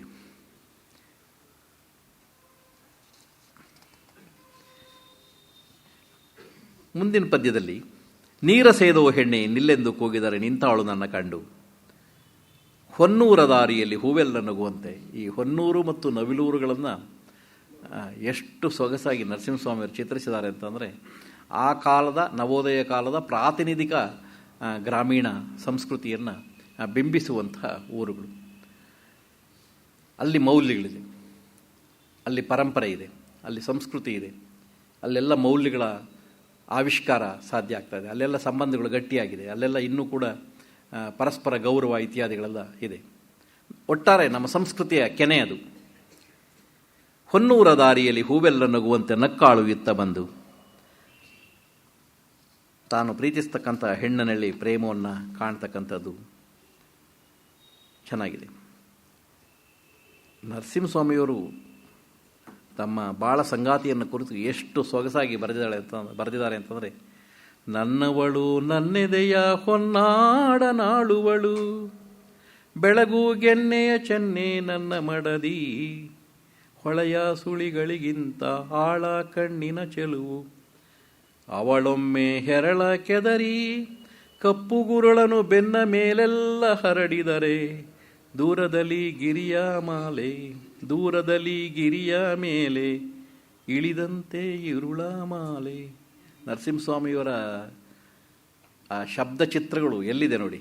ದೂರದಲ್ಲಿ ಗಿರಿಯ ಮೇಲೆ ಇಳಿದಂತೆ ಇರುಳ ಮಾಲೆ, ಮನೋಜ್ಞವಾಗಿರ್ತಕ್ಕಂಥ ನುಡಿಗಟ್ಟು. ಅದರಿಂದ ಪ್ರತಿಮೆಗಳು. The best poet speaks through images, ಅಷ್ಟೇ. He speaks through metaphors. ಆದ್ದರಿಂದ ತನಗೆ ತಾನೇ ಕಾವ್ಯ ಸಹಜವಾಗಿ ರೂಪಕ. ನಮ್ಮಲ್ಲಿ ಕುಮಾರವ್ಯಾಸ ಅಂಥವನು, ಪಂಪನಲ್ಲಿ ಅಂಥದನ್ನು ಕಾಣ್ತೇವೆ. ಅವರೆಲ್ಲ ರೂಪಕ ಸಾಮ್ರಾಜ್ಯವನ್ನೇ ಸೃಷ್ಟಿ ಮಾಡಿಬಿಡ್ತಾರೆ. ಯಾಕೆ ವಚನಕಾರರಲ್ಲೂ ಅಂಥದನ್ನು ನಾವು ಕಾಣ್ತೇವೆ. ಆದ್ದರಿಂದ ಕನ್ನಡ ಸಾಹಿತ್ಯ ಪರಂಪರೆಯನ್ನು ಅರಿತಂತಹ ಈ ಕವಿ ತೀನಂಶ್ರೀ ಇವರ ಅತ್ಯಂತ ಆತ್ಮೀಯ ವ್ಯಕ್ತಿ. ಆ ತೀನಂಶ್ರೀಯವರು ಅಂತಂದರೆ ಕೇವಲ ಭಾಷಾಶಾಸ್ತ್ರದ ತಜ್ಞರಷ್ಟೇ ಅಲ್ಲ, ಪೂರ್ವ ಕವಿಗಳ ಪರಂಪರೆಯನ್ನೇ ಹೀರಿಕೊಂಡಂಥವರು. ಯಾರನ್ನ ವಿಭುದರು ಅಂತ ಹೇಳಿ ಕರಿತೇವೆ, ಅಂಥ ವಿಭುದರ ಕಾವ್ಯದ ಸಂಸರ್ಗದಲ್ಲಿ ನಿತ್ಯ ಕ್ಷಣ ಕ್ಷಣವೂ ಕೂಡ ತೇಲಿ ಮುಳುಗ್ತಕ್ಕಂಥವರು ತೀನಂ ಶ್ರೀಕಂಠಯ್ಯನವರು. ಆದ್ದರಿಂದ ಅಂಥವರ ಸಂಪರ್ಕಕ್ಕೆ ಬಂದಂಥ ಕೇಸ್ನ ತುಂಬ ಚೆನ್ನಾಗಿ ಬರೆಯೋದಕ್ಕೆ ಅದೇ ಕಾರಣ. ನವಿಲೂರಿನೊಳಗೆಲ್ಲ ನೀನೇ ಬಲು ಚೆಲುವೆ, ಅದಕ್ಕೆ ನಮ್ಮಿಬ್ಬರಿಗೆ ನಾಳೆಯ ಮದುವೆ. ಬಹಳ ಇದಕ್ಕಿಂತ ಇನ್ನು ಸರಳವಾಗಿ ಯಾರಾದರೂ ಒಂದು ಪ್ರೀತಿ ಗೀತೆಯನ್ನು ಬರೆಯೋದಕ್ಕೆ ಸಾಧ್ಯನೇ? ಹೆಣ್ಣನ್ನು ಹೊಗಳಬೇಕು, ಹೆಣ್ಣನ್ನು ಹೊಗಳದಿದ್ರೆ ಕೆಲಸನೇ ಆಗೋದಿಲ್ಲ. ಎಲ್ಲ ಗಂಡು ಮಾಡ್ತಕ್ಕಂಥ ಏಕೈಕ ಕೆಲಸ ಅಂತಂದರೆ ಅದೇನೆ ಪ್ರೀತಿ. ಆದರೆ ಅದು ಸುಮ್ಮನೆ ಹೊಗಳೋದಲ್ಲ, ಅದು ಅಂತರಾಳದ ಮಾತಾಗಬೇಕು. ನರಸಿಂಹಸ್ವಾಮಿಯವರ ಪದ್ಯದಲ್ಲಿ ಅಂಥ ಹೃದಯದ ಮಾತನ್ನು ಕಾಣ್ತೇವೆ, ಅಂತರಂಗದ ಮಾತನ್ನು ನಾವು ಕಾಣ್ತೇವೆ. ಅದು ಕವಿತೆ ಬರೆಯುವ ಸಲುವಾಗಿ ಕವಿತೆ ಬರೆದದ್ದಲ್ಲ, ಯಾರೋ ಚಲನಚಿತ್ರಕ್ಕೆ ಬರೆದಂಥ ಗೀತರಚನೆ ಅಲ್ಲ. ಏಕೆಂತಂದರೆ ಅಲ್ಲಿ ಹೃದಯಾಂತರಾಳದ ಅಭಿಪ್ರಾಯಗಳನ್ನು, ಸಂಗತಿಗಳನ್ನು ಆರ್ದ್ರವಾಗಿ ಪ್ರಾಮಾಣಿಕವಾಗಿ ಹೇಳುವಂಥ ಪ್ರಯತ್ನ.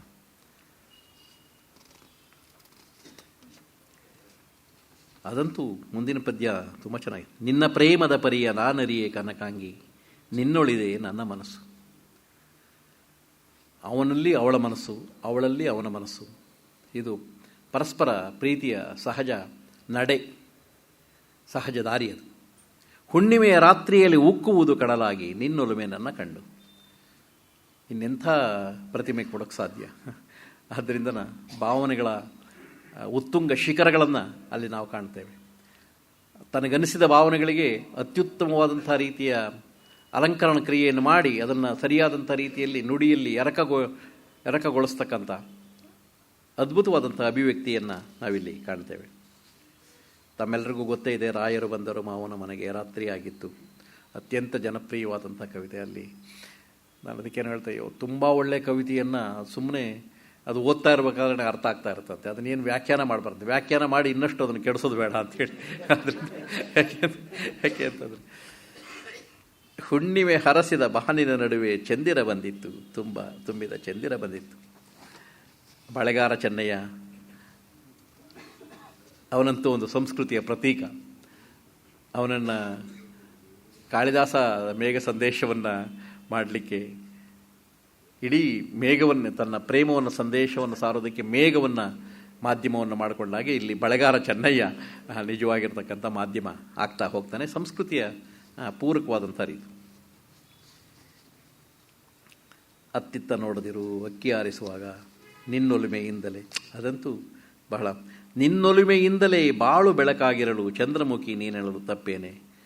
ಇವತ್ತು ಚಂದ್ರಮುಖಿ ಪ್ರತಿಮೆಯನ್ನು ನಾವು ಬಳಸೋದಿಲ್ಲ ಅಂತ ಕಾಣುತ್ತೆ. ಯಾಕೆಂತಂದರೆ ಬಳಸಿದರೆ ಏನು ಅಷ್ಟೊಂದು ಬೆಟ್ಟ ಗುಡ್ಡಗಳೆಲ್ಲ ನನ್ನ ಮುಖದಲ್ಲಿದೆಯಾ ಅಂತ ಹೇಳಿ, ನನಗೇನು ಮೊಡವೆಗಳಿದೆಯಾ ಅಂತ ಅನ್ನೋ ರೀತಿಯೇ ನೀನು ಟೇಕ್ ಬ್ಯಾಕ್ ಯುವರ್ ಅಪ್ರಿಸಿಯೇಷನ್ ಅನ್ನೋ ಥರ ಕಾಲ ಬಂದುಬಿಟ್ಟಿದೆ ಅದು. ಆದ್ದರಿಂದ ನಿನ್ನ ಸೌಜನ್ಯವೇ ದಾರಿ ನೆರಳಾಗಿರಲು. ಚೆನ್ನಾಗಿದೆ ಸೌಜನ್ಯ. ಪ್ರೀತಿಯಲ್ಲೂ ಕೂಡ, ಸ್ನೇಹದಲ್ಲೂ ಕೂಡ ಸೌಜನ್ಯ ಇರುತ್ತೆ. ಅದು ನಿಜವಾಗಿರ್ತಕ್ಕಂಥ ಮಾನವೀಯ ದರ್ಶನ.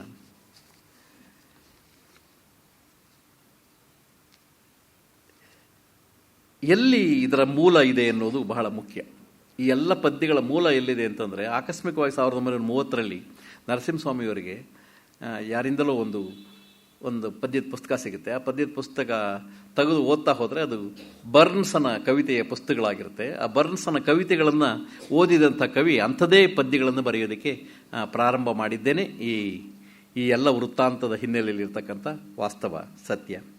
ಆದರೆ KS ಅವರಿಗೆ ಸಹಜ ಪ್ರತಿಭೆ ಇದ್ದದ್ರಿಂದನ ಅದು ಕವಿಯಾಗಿ ಅವರು ಮಾರ್ಪಾಟಾಗ್ತಾರೆ.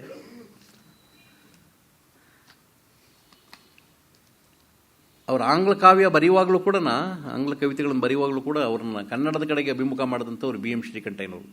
ಆದ್ದರಿಂದ ಅಂಥದ್ದನ್ನು ಹೇಗೆ ಪುಟ್ಟಪ್ಪನವರಿಗೆ ಕಸಿನ್ಸ್, ನೀನು ಹಾಕಿರ್ತಕ್ಕಂಥ ವೇಷ ನೋಡಿದರೆ ನೀನು ದೇಸಿ ವಸ್ತ್ರವನ್ನು ಹಾಕಿದೆಯಾ, ಖಾದಿ ಇತ್ಯಾದಿಯನ್ನು ಹಾಕಿದೆಯಾ, ಆದರೆ ನೀನು ತಂದಿರತಕ್ಕಂಥ ಪತ್ರ ವಿದೇಶಿ, ನಿನ್ನ ಕಾವ್ಯ, ನಿನ್ನ ಪದ್ಯಗಳು ನೋಡಿದರೆ ವಿದೇಶಿ ಭಾಷೆಯಲ್ಲಿದೆ, ಯಾಕೆ ನಿನ್ನ ಮೈ ಮೇಲೆ ಧರಿಸ್ಕೊಂಡಿರ್ತಕ್ಕಂಥ ದೇಸಿ ವಸ್ತ್ರದ ಹಾಗೆಯೇ ದೇಸಿ ಪದ್ಯಗಳನ್ನ ಯಾಕೆ ಬರೀಬಾರ್ದು ಅಂಥೇಳಿ ಕಸಿನ್ಸ್ ಹೇಳಿದ ಮೇಲೆ ಜ್ಞಾನೋದಯ ಆಯಿತು ಕುವೆಂಪುಗೆ.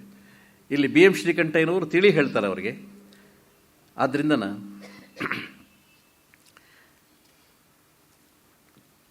KSನವರು ಬರ್ನ್ಸ್ ಅಷ್ಟೇ ಅಲ್ಲ, ಕುಮಾರವ್ಯಾಸನು ಚೆನ್ನಾಗಿ ಓದ್ಕೊಂಡಿದ್ದಾರೆ ಅಂತ ಹೇಳಿದ. ಜಾನಪದ ಗೀತೆಗಳು ಅವರಿಗೆ ಬಹಳ ಇಷ್ಟವಾದಂಥದ್ದು. ನನಗನ್ಸುತ್ತೆ ಎಲ್ಲಿಂದ ಬಂತು ಈ KSನಾಗೆ ಸಂಗೀತದ ನಿಜವಾದಂಥ ಸೆಳೆತ ಅಂತಂದರೆ, ಅವರ ಮನೆಯಲ್ಲೇ ಇದೆ. KSನವರ ತಂದೆ ಗುಮಾಸ್ತರು, ಇಲ್ಲಿರ್ತಕ್ಕಂಥ ಹಿರಿಯರೆಲ್ಲ ಇಲ್ಲಿದ್ದಾರೆ. ಅವ್ರ ಅಂಗಡಿಯಲ್ಲಿ ಲೆಕ್ಕ ಬರೆದು ಮುಗಿಸ್ಕೊಂಡು ಬಂದಮೇಲೆ ವಯಲಿನ್ ನುಡಿಸ್ತಾ ಇದ್ರಂತೆ KSನ ತಂದೆಯವರು. ಅದು ಅವರ ಹವ್ಯಾಸ. ಹೀಗಾಗಿ ಅವರ ತಂದೆಯವರ ಬಳಿಗೆ ಅನೇಕ ಜನ ಸಂಗೀತ ವಿದ್ವಾಂಸರು ಬಂದು ಹೋಗೋದೆಲ್ಲ KSನಾಗೆ ಗೊತ್ತಾಗ್ತಾ ಇತ್ತು ಮತ್ತು ಅದು ಅರ್ಥ ಆಗ್ತಾ ಇತ್ತು. ಹಾಗಾಗಿ ಸಂಗೀತದ ಸಂಸರ್ಗ ಉಂಟಾಯಿತು. ಒಂದು ಪದ್ಯದಲ್ಲಿ ಬಾಳಿನಾಸೆಗೆ ಹಾಲ ನೆರೆಯುವ ಭಾವಗೀತೆ ಕಡೆಗೆ ಹೊರಳದಂಥವರು KSನ ಅಂಥೇಳಿ ತುಂಬ ಸೊಗಸಾಗಿ ಒಬ್ಬ ವಿಮರ್ಶಕರು ಹೇಳ್ತಾರೆ. ನಿಮ್ಮುಸಿರೆ ನನ್ನ ಕವಿತೆ, KSನವರ ಮಾತದು. ನನ್ನ ಆಸೆಗಣ್ಣ ಬಂದರಿಗೆ ಬಂದ ಶರನ್ನೌಕೆ ನನ್ನ ಕವಿತೆ. ಅವರ ಕವಿತೆಯನ್ನು ಕುರಿತು ವ್ಯಾಖ್ಯಾನ ಮಾಡುವ ಸಂದರ್ಭದಲ್ಲಿ ಇದು ಸ್ವಲ್ಪ ಅಲಂಕಾರಿಕವಾಗಿದೆ. ನನ್ನ ಆಸೆಗಣ್ಣ ಬಂದರಿಗೆ ಬಂದ ಶರತ್ ನೌಕೆ ನನ್ನ ಕವಿತೆ. ಆದ್ದರಿಂದ ಕವಿ ಮಲ್ಲಿಗೆಯ ಮಾಲೆಯ ಸಂದರ್ಭದಲ್ಲಿ ತಮ್ಮ ಅನುಭವದ ಕನ್ನಡಿಯಲ್ಲಿ ಎಲ್ಲವನ್ನೂ ಹೆಣ್ತಾ ಹೇಳ್ತಾರೆ. ಒಂದಂತೂ ಉದಾತ್ತವಾದಂಥ ಮಾತನ್ನು ಹೇಳ್ತಾರೆ ಅವರು. ತಮ್ಮ ಅನುಭವದ ಕನ್ನಡಿಯಲ್ಲಿ ನನ್ನ ಕಾವ್ಯ ಅರಳುತ್ತೆ ಅಂತ ಹೇಳುವ ಸಂದರ್ಭ, ನನ್ನ ಹಾಡು ಪಲ್ಲವಿಸುತ್ತೆ ಅಂತ ಹೇಳೋ ಸಂದರ್ಭದಲ್ಲಿ ಬರೀ ನನ್ನ ಹಾಡು ಅಂತ ಹೇಳೋದಿಲ್ಲ, ಮನುಕುಲದ ಹಾಡು ಅಂತ ಹೇಳ್ತಾರೆ. ಅದು ಬಹಳ ಮುಖ್ಯವಾಗಿರ್ತಕ್ಕಂಥದ್ದು. ಆದ್ದರಿಂದ KSನವರ ಮೈಸೂರು ಮಲ್ಲಿಗೆಯ ಮೋಹಕತೆ, ಜಾನಪದ ಕಂಪು, ಮೈಸೂರು ಮಲ್ಲಿಗೆಯ ಹಾಡುಗಳಲ್ಲಿ ಜಾನಪದ ಕಂಪು ಇದೆ, ನೆಲದ ಕವಿತೆಯ ನಿಜವಾಗಿರ್ತಕ್ಕಂಥ ಸೊಂಪು ಇದೆ. ಎಲ್ಲಕ್ಕಿಂತ ಹೆಚ್ಚಾಗಿ ನನಗನ್ಸೋದು ಒಬ್ಬ ಜನಪ್ರಿಯ ಕವಿ ಯಾಕೆ ಜನಪ್ರಿಯತೆಯನ್ನು ಪಡೀತಾನೆ ಅಂತಂದರೆ ತನ್ನ ಭಾಷೆಯ ನುಡಿಗಟ್ಟಲ್ಲಿ ಆತ ಮಾತಾಡ್ತಾನೆ. ಬಹಳ ಮುಖ್ಯವಾಗಿರ್ತಕ್ಕಂಥದ್ದು ಇಡಿಯಮ್. ಅದು ಪರ್ಸನಲ್ ಇಡಿಯಮ್ ಅಲ್ಲ. ಮಾಡರ್ನ್ ಪೊಯಿಟ್ರಿಯಲ್ಲಿ ಆಗಿರ್ತಕ್ಕಂಥದ್ದು ಏನು ಅಂತಂದರೆ, ನವ್ಯಕಾವ್ಯದಲ್ಲಿ ತಮ್ಮ ಸ್ವಂತ ಇಮೇಜ್ಗಳನ್ನು ಕೊಟ್ಟರು ಕವಿಗಳು. ಅವರ ಇಡಿಯಮ್ಮು ಜನತೆಯ ಇಡಿಯಮ್ ಅಲ್ಲ. ಜನಸಾಮಾನ್ಯರ ನಾಲಿಗೆಯ ಮೇಲೆ ನರ್ತಿಸುವಂತಹ ನುಡಿಗಟ್ಟನ್ನು ಕೆ ಎಸ್ ನರಸಿಂಹಸ್ವಾಮಿಯವರು ತಮ್ಮ ಕಾವ್ಯದಲ್ಲಿ ಹಿಡಿದಿಟ್ಟಿದ್ರಿಂದ ಆ ಕವಿತೆಗಳು ಜನಪ್ರಿಯತೆಯನ್ನು ಪಡ್ಕೊಳ್ಳೋದಕ್ಕೆ ಸಾಧ್ಯ ಆಗ್ತಾ ಹೋಯಿತು.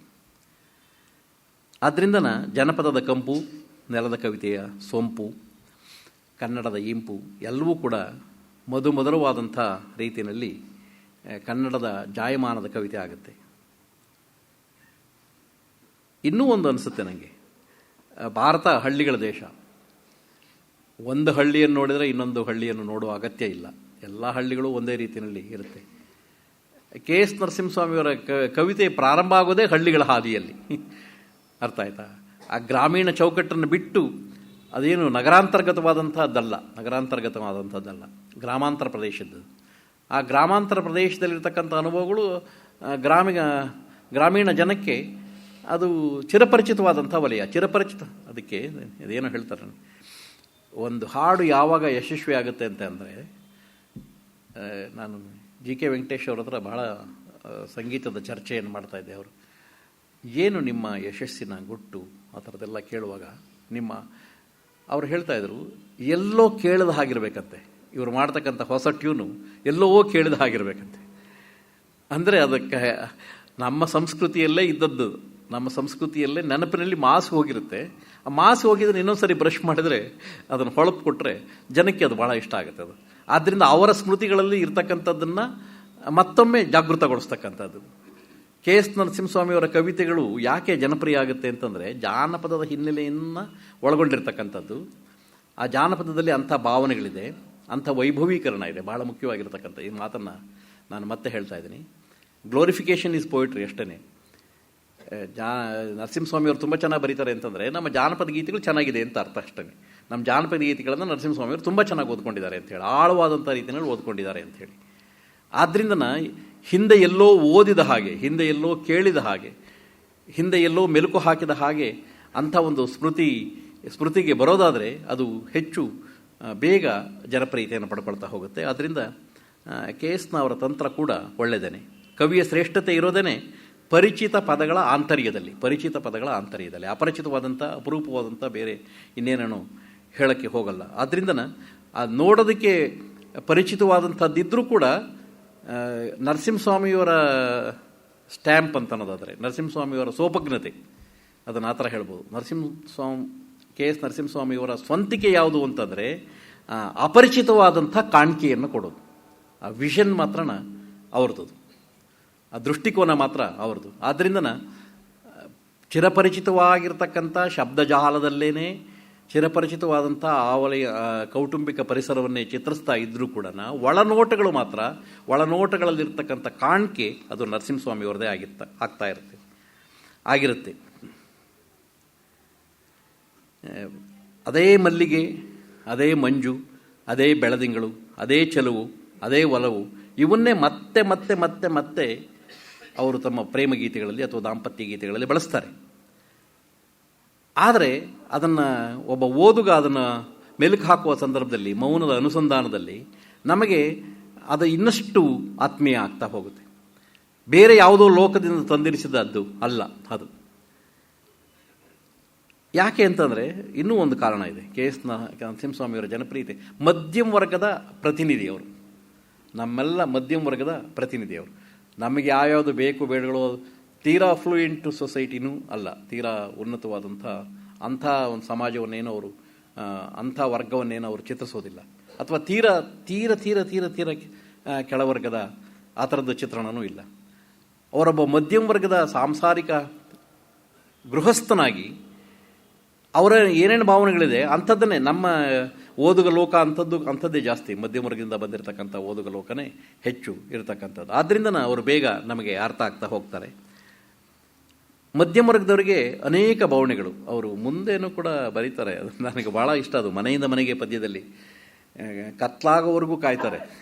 ಮನೆಯಿಂದ ಮನೆಗೆ ಬದಲಾಯಿಸುವ ಸಂದರ್ಭದಲ್ಲಿ ಚಾಪೆ, ದೀಪ, ಚೆಂಬು, ಮುರಿದೋಗಿರ್ತಕ್ಕಂಥದ್ದು ಯಾವುದೋ ಒಂದು ಕುರ್ಚಿ ಇತ್ಯಾದಿಗಳನ್ನೆಲ್ಲ ಸಾಗಿಸ್ಬೇಕಾದ್ರೆ ಮಧ್ಯಮ ವರ್ಗದವನಿಗೆ ಎಷ್ಟು ಗೌರವ ಇರುತ್ತೆ ಅಂತಂದರೆ ತನ್ನತನವನ್ನು ಬಿಟ್ಕೊಡೋದಿಲ್ಲ.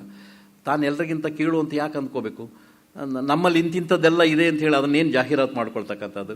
ಆದ್ದರಿಂದ ಸ್ವಲ್ಪ ಕತ್ತಲಾಗೋರು ಕಾದಿದ್ದು ಕತ್ತಲಾದ ಮೇಲೆ ಸಾಗಿಸಿದ್ರೆ ನಮ್ಮ ಮರ್ಯಾದೆಯನ್ನು ಉಳ್ಕೊಳ್ತು ಅಂತಕ್ಕಂಥದ್ದು ಆ ಗೌರವ. ಆದ್ದರಿಂದ ಬಹಳ ಮಧ್ಯಮ ವರ್ಗದ ದೊಡ್ಡ ಪ್ರತಿನಿಧಿ ನಮ್ಮ KS ನರಸಿಂಹಸ್ವಾಮಿಯವ್ರಿಗೂ. ಆದ್ದರಿಂದ ಅವರ ಭಾವನೆಗಳು ಆ ನಡುವೆಯೂ ಕೂಡ ನನಗಿಷ್ಟ ಆಗ್ತಕ್ಕಂಥದ್ದು ಏನಂದರೆ ಮುಕ್ಕಾಗದ ಮಾಸದ ಮಾಗಿದ ಪ್ರೀತಿ ಪ್ರೇಮಗಳು. ಮುಖ್ಯ ಆಗೋದಿಲ್ಲ ಅವರ ಪ್ರೀತಿ ಪ್ರೇಮ. ನಾನು ವಿದೇಶಕ್ಕೆ ಹೋದಾಗ ನನ್ನ ಹೆಂಡತಿ ಜೊತೆಗೆ ಹೋಗಿದ್ದೆ. ಒಬ್ಬ ಅಮೆರಿಕನ್ ಕೇಳ್ದ, ಎಷ್ಟು ವರ್ಷ ಆಯಿತು ನಿಮ್ಮ ಮದುವೆ ಆಗಿ ಇತ್ಯಾದಿ ಎಲ್ಲ ಕೇಳುವಂಥ ಸಂದರ್ಭದಲ್ಲಿ ನಾನು ಅವಾಗ ಹೇಳಿದೆ, 37 ವರ್ಷದಿಂದ ನನ್ನ ಹೆಂಡತಿ ಏಕೆ ಅಂತ. ವಿತ್ ದಿ ಸೇಮ್ ವೈಫ್ ಅಂತ. ಇನ್ನೇನು ದಿನ ಹೊಸ ಹೆಂಡತಿಯನ್ನು ಕರ್ಕೊಂಬರೋಕ್ಕಾಗತ್ತೆ? ಅದೇ ಸೂರ್ಯನನ್ನು ನೋಡೋದಿಲ್ವೇ ನಾವು? ಅದೇ ಚಂದ್ರನನ್ನು ನೋಡೋದಿಲ್ವೇ? ಅದೇ ಭೂಮಿಯನ್ನು ನೋಡೋದಿಲ್ವೇ? ಅದೇ ನೀರು ಕುಡಿಯೋದಿಲ್ವೇ? ಯಾಕೆ ಅರ್ಥ ಆಗಲ್ಲ ಅಂತ. ಆದರೆ ವಿದೇಶಿಯರ ದೃಷ್ಟಿಕೋನ ಇದೆ, ಅಯ್ಯೋ ನೀನೇನು ಎಂತ ನಿನ್ನ ರಸಿಕನೇ ಅಲ್ಲ ಅನ್ನೋ ಹಾಗೆ ಅವನು ಬೇರೆ ಥರ ವ್ಯಾಖ್ಯಾನ ಮಾಡಿದಾಗ ಆಮೇಲೆ ಕೊನೆಗೇನೋ ಆಕೆ ಜೊತೆ ಅವನ ಜೊತೆಯಲ್ಲಿ ಬಂದಂಥ ಇನ್ನೊಬ್ಬ ಆಕೆ ಫಿಯಾನ್ಸಿ ನನ್ನ ಹೆಂಡತಿ ಉಟ್ಕೊಂಡಿರ್ತಕ್ಕಂಥ ಸೀರೆ ಭಾಳ ಚೆನ್ನಾಗಿದೆ ಅಂತ ಅಂದ್ಕೊಂಡು ಆ ಸೀರೆಯ ಕಡೆಗೆ ಮಾತು ಹೋಗಿದ್ದರಿಂದ ಅವರ ಹಣೆ ಕುಂಕುಮದ ಕಡೆಗೆ ಮಾತು ಹೋಗಿದ್ರಿಂದ ಸದ್ಯ ಅದು ಎಲ್ಲೋ ಮಧ್ಯೆ ಇದಾಯಿತು. ಇಲ್ದಿದ್ರೆ ಅದನ್ನೇ ಅವನು ಕೆದಕೊಂಡು ಇನ್ನಷ್ಟು ಆಳವಾಗಿ ಹೋಗಿದ್ರೆ ಕಸಿಬಿಸಿ ಆಗುವಂಥ ಪರಿಸರ ನಿರ್ಮಾಣ ಆಗಿಬಿಡ್ತಾ ಇತ್ತೇನೋ. ಆದರೆ KS ನರಸಿಂಹಸ್ವಾಮಿಯವರಿಗೆ ಉದ್ಯೋಗ ಹೊಟ್ಟೆಪಾಡಿಗೆ, ಅದಕ್ಕಿಂತ ಹೆಚ್ಚಾಗಿ ಅವರಿಗೆ ಇಷ್ಟವಾದಂಥದ್ದು ಯಾವುದು ಅಂದರೆ ಸಂಗತಿ, ಅದು ಕಾವ್ಯೋದ್ಯೋಗ. ಕಾವ್ಯೋದ್ಯೋಗವನ್ನು ಅವರು ನಿರಂತರವಾಗಿ ನಡೆಸ್ಕೊಂಡು ಬಂದಿದೆ. ಅದು ಹೃನ್ಮನದ ಆನಂದಕ್ಕೆ ಅವರು ಕಾವ್ಯೋದ್ಯೋಗವನ್ನು ಇದು ಮಾಡ್ತಾರೆ. ಬಾಳಿನ ಚಿರಂತನವಾದಂಥ ಸ್ಫೂರ್ತಿಗಾಗಿ, ಅವರು ಜೀವನದ ನೆಮ್ಮದಿಗಾಗಿ ಕವಿತೆಯನ್ನು ಬರೀತಾ ಹೋಗ್ತಾರೆ. ವಾಸ್ತವವಾಗಿ ಇವರು ಅವರಿಗೆ ಒಲವಿನ ಹುಚ್ಚು ಎಷ್ಟಿರ್ತದೆ ಅಂತ ಅಂದರೆ ಅದನ್ನು ಮತ್ತೆ ಈಗಾಗಲೇ 1000 ಪದ್ಯ ಬರೆದು ತಿರುಗಿ ಮತ್ತೆ 1001 ಪದ್ಯವನ್ನು ಒಲವನ್ನೇ ಕುರಿತು ಬರೆಯುವ ಹಾಗೆ ಎಷ್ಟು ಪ್ರೀತಿಸ್ತಾರೆ ಗಾಢವಾಗಿ ಗಂಡು ಹೆಣ್ಣಿನ ಸಂಬಂಧಗಳನ್ನು, ಪ್ರೀತಿಯನ್ನು. ಅದು ಬಹಳ ಮುಖ್ಯವಾಗಿರ್ತಕ್ಕಂಥದ್ದು. ಅದಕ್ಕೆ ನನಗನ್ಸೋದು ಕವಿತೆ ಬರೆಯೋ ಹುಚ್ಚು ಒಂದು ಅಂಶ ಆದರೂ ಕೂಡ ಅವರ ತಾಳ್ಮೆ ಅರ್ಥ ಆಗುತ್ತೆ ನಮಗೆ, ಅವ್ರ ಸಾವಧಾನ ನಮಗೆ ಅರ್ಥ ಆಗುತ್ತೆ. ತಾಳಿದವನು ಬಾಳಿಯಾನು ಅನ್ನೋ ಹಾಗೆ. ಅದೇ ಅವರಿಗೆ ಪೂರಕ, ಪ್ರೇರಕ. ಕಾವ್ಯದ ನಿರಂತರವಾದಂಥ ಆಕರ ಯಾವುದು KS ನರಸಿಂಹಸ್ವಾಮಿಯವರಿಗೆ ಅಂದರೆ ಅದು ಒಲಮೆಯನ್ನೇ. ಯಾಕೆಂದರೆ ಜಾನಪದಕ್ಕೆ ಮಾರು ಹೋದವರು, ಜಾನಪದದಲ್ಲಿರ್ತಕ್ಕಂಥದ್ದೇ ಪ್ರೀತಿ ಅದು. ಜೊತೆಗೆ ಕುಮಾರವ್ಯಾಸನ್ ತುಂಬ ಚೆನ್ನಾಗಿ ಓದ್ಕೊಂಡ್ಬಿಟ್ಟಿದ್ದಾರೆ. ಕಲಿಯುಗದ ಕಾಮಧೇನು ಅಂತ ಅನ್ನಿಸ್ಕೊಂಡಂಥ ಕುಮಾರವ್ಯಾಸನ್ನ KS ನರಸಿಂಹಸ್ವಾಮಿ ಚೆನ್ನಾಗಿ ಓದ್ಕೊಂಡಿರೋದ್ರಿಂದಲೇ ಹಾಗೆ ಮಾತು ಸಹಜವಾಗಿ ಮೂಡ್ತಕ್ಕಂಥದ್ದು. ಜೊತೆಗೆ BM ಶ್ರೀ, ತೀನಂ ಶ್ರೀ, VC ಈ 3 ಜನರ ಸಂಸರ್ಗದಿಂದನ ಕಾವ್ಯದ ಒಳಸುಳಿಗಳನ್ನು ಅವರು ಅರ್ಥ ಮಾಡಿಕೊಂಡ್ರು, ತಂತ್ರಗಳನ್ನು ಅರ್ಥ ಮಾಡಿಕೊಂಡ್ರು, ಟೆಕ್ನಿಕ್ಸ್. ಯಾಕೆಂದರೆ ಪದ್ಯ ಬರೆಯೋದ್ರಲ್ಲೂ ಕೂಡ ಟೆಕ್ನಿಕ್ಸ್ ಇರುತ್ತೆ. ಅದು ಒಬ್ಬ ಕುಸರಿ ಕಲೆಗಾರ ಇದ್ದ ಹಾಗೆಯೇ. ಇವಾಗ ಒಬ್ಬ ದರ್ಜಿ ಸಾಮಾನ್ಯವಾಗಿ ಮಧ್ಯಮ ವರ್ಗದವ್ರು ವಾಸ ಮಾಡೋ ಕಡೆ ಇರ್ತಕ್ಕಂಥ ಒಬ್ಬ ದರ್ಜಿ ಅವನಿಗೇನು ದೊಡ್ಡ ದೊಡ್ಡ ರೇಷ್ಮೆ ಸೀರೆಗಳು ಇತ್ಯಾದಿಗಳೆಲ್ಲ ಏನು ಬರೋದಿಲ್ಲ, ರೇಷ್ಮೆ ಕುಬುಸುಗಳನ್ನು ಹೊಲಿಬೇಕಾದಂಥ ಪ್ರಸಂಗ ಬರೋದಿಲ್ಲ. ಅದರ ಬದಲು ಹತ್ತಿ ಬಟ್ಟೆಗಳದೇ ಇರುತ್ತೆ. ಅದರಲ್ಲೇ ಅವನೇನೋ ಒಂದು ಕುಸರಿ ಕೆಲಸ ಮಾಡ್ತಾ ಹೋಗ್ತಾನೆ. ಅದರಲ್ಲೇ ಏನೋ ಒಂದಷ್ಟು ಮಿನುಗು ಮಿಂಚನ್ನು ಸೃಷ್ಟಿಸೋದಕ್ಕೆ ಪ್ರಯತ್ನ ಪಡ್ತಾರೆ. ಯಾಕೆಂದರೆ ಅವನು ವ್ಯಾಪಾರ ಆಗಬೇಕಲ್ಲ, ನಾಳೆ ದಿವಸ ಜನ ಬರಬೇಕಲ್ಲ, ಗ್ರಾಹಕರು ಬರಬೇಕಲ್ಲ. ಗ್ರಾಹಕರನ್ನು ಸೆಳೆಯುವ ಸಲುವಾಗಿ ಇರೋದರಲ್ಲೇ ಒಂದಷ್ಟು ಅಲಂಕರಣ ಮಾಡ್ತಕ್ಕಂಥದ್ದು.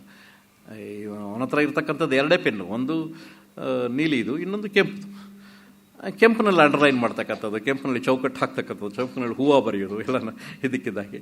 ಆದ್ದರಿಂದ ಮನುಷ್ಯ ಅದೆಲ್ಲ ಏನು ಸೂಚಿಸುತ್ತೆ ಅಂತಂದರೆ ಸೌಂದರ್ಯ ಪ್ರಜ್ಞೆ. ಆದ್ದರಿಂದ ಕವಿ KS ನರಸಿಂಹಸ್ವಾಮಿಯವರಿಗೆ ಸೌಂದರ್ಯ ಪ್ರಜ್ಞೆ ತುಂಬ ಇತ್ತು. ಜೀವನವನ್ನು ಅದರ ಒಟ್ಟಂದದಲ್ಲಿ ಅನುಭವಿಸಿದವರು KSನ ಅಂಥೇಳಿ ಒಬ್ಬ ವಿಮರ್ಶಕರು ತುಂಬ ಸೊಗಸಾಗಿ ಹೇಳ್ತಾರೆ. ಸದಾ ರಾಗಭಾವಗಳ ತೀವ್ರತೆಯಲ್ಲೇ ತಮ್ಮ ಬಾಳ ಪಯಣವನ್ನು ಮುನ್ನಡೆಸಿದಂಥವರು ನಮ್ಮ KS ನರಸಿಂಹಸ್ವಾಮಿ. ಈ ಕವಿಯ ಕಾವ್ಯ ಕೇವಲ ಮೇಲ್ನೋಟಕ್ಕೆ ಜಾನಪದದಿಂದ ಪ್ರಭಾವಿತರಾದಂಥ ಕಂಡರೂ ಕೂಡ ಅಷ್ಟೇ ಅಲ್ಲ ಅದನ್ನು ನಾನು ಹೇಳೋದಕ್ಕೆ ಇಷ್ಟಪಡ್ತೇನೆ. ಅಲ್ಲಿ ಜೀವನಾನುಭವ ಇದೆ. ಆ ಜೀವನಾನುಭವದ ಆಚೆಗೆ ಕಂಡುಕೊಂಡಿರ್ತಕ್ಕಂಥ ಅನುಭವ ಕಾಣುತ್ತೆ. ಅದನ್ನು ಕಾಣಿಕೆ ಅಂತ ನಾವು ಕರೆಯೋದಾದರೆ ಆದ್ದರಿಂದ ನರಸಿಂಹಸ್ವಾಮಿಯವರು ನೋಡೋದಕ್ಕೆ ತೆಳುವಾಗಿ, ಒಂದು ರೀತಿಯಲ್ಲಿ ಸರಳವಾಗಿ, ಸಂಗೀತಬದ್ಧವಾಗಿ, ಗೇಯತೆಯಿಂದ ಕೂಡಿದಂಥ ಲಯಬದ್ಧವಾದಂಥ ರಚನೆಗಳನ್ನು ಬರೆದಿದ್ದರೂ ಕೂಡ ಅಲ್ಲೂ ಕೂಡ ಚಿಂತನಶೀಲ ಅಂಶಗಳು ಕೂಡ ಇದೆ. ನಮ್ಮ ಪೂತಿ ನರಸಿಂಹಾಚಾರ್ಯರು ತಮ್ಮ ಎಲ್ಲ ಕವಿತೆಗಳಲ್ಲೂ ಕೂಡ ಚಿಂತನಶೀಲ ಅಂಶಗಳನ್ನು ತರ್ತಾರೆ. KS ನರಸಿಂಹಸ್ವಾಮಿಯವರಲ್ಲಿ ಅಪರೂಪಕ್ಕಾದರೂ ಕೂಡ ನಿಮಗೆ ಚಿಂತನಶೀಲ ಅಂಶಗಳು ಇರೋದನ್ನು ನಾವು ಗುರುತಿಸ್ಬೋದು. ಒಲುಮೆಯ ಪದ್ಯಗಳಲ್ಲೂ ಕೂಡ ಅಂಥ ಚಿಂತನಶೀಲ ಅಂಶಗಳು ಕಾಣ್ತದೆ. ಅವರೇ ಒಂದು ಕಡೆ ಹೇಳ್ತಾರೆ, ಹೊಸ ಅನುಭವದಿಂದ ಹೊಸ ತಾತ್ವಿಕತೆ ಬರುತ್ತಂತೆ.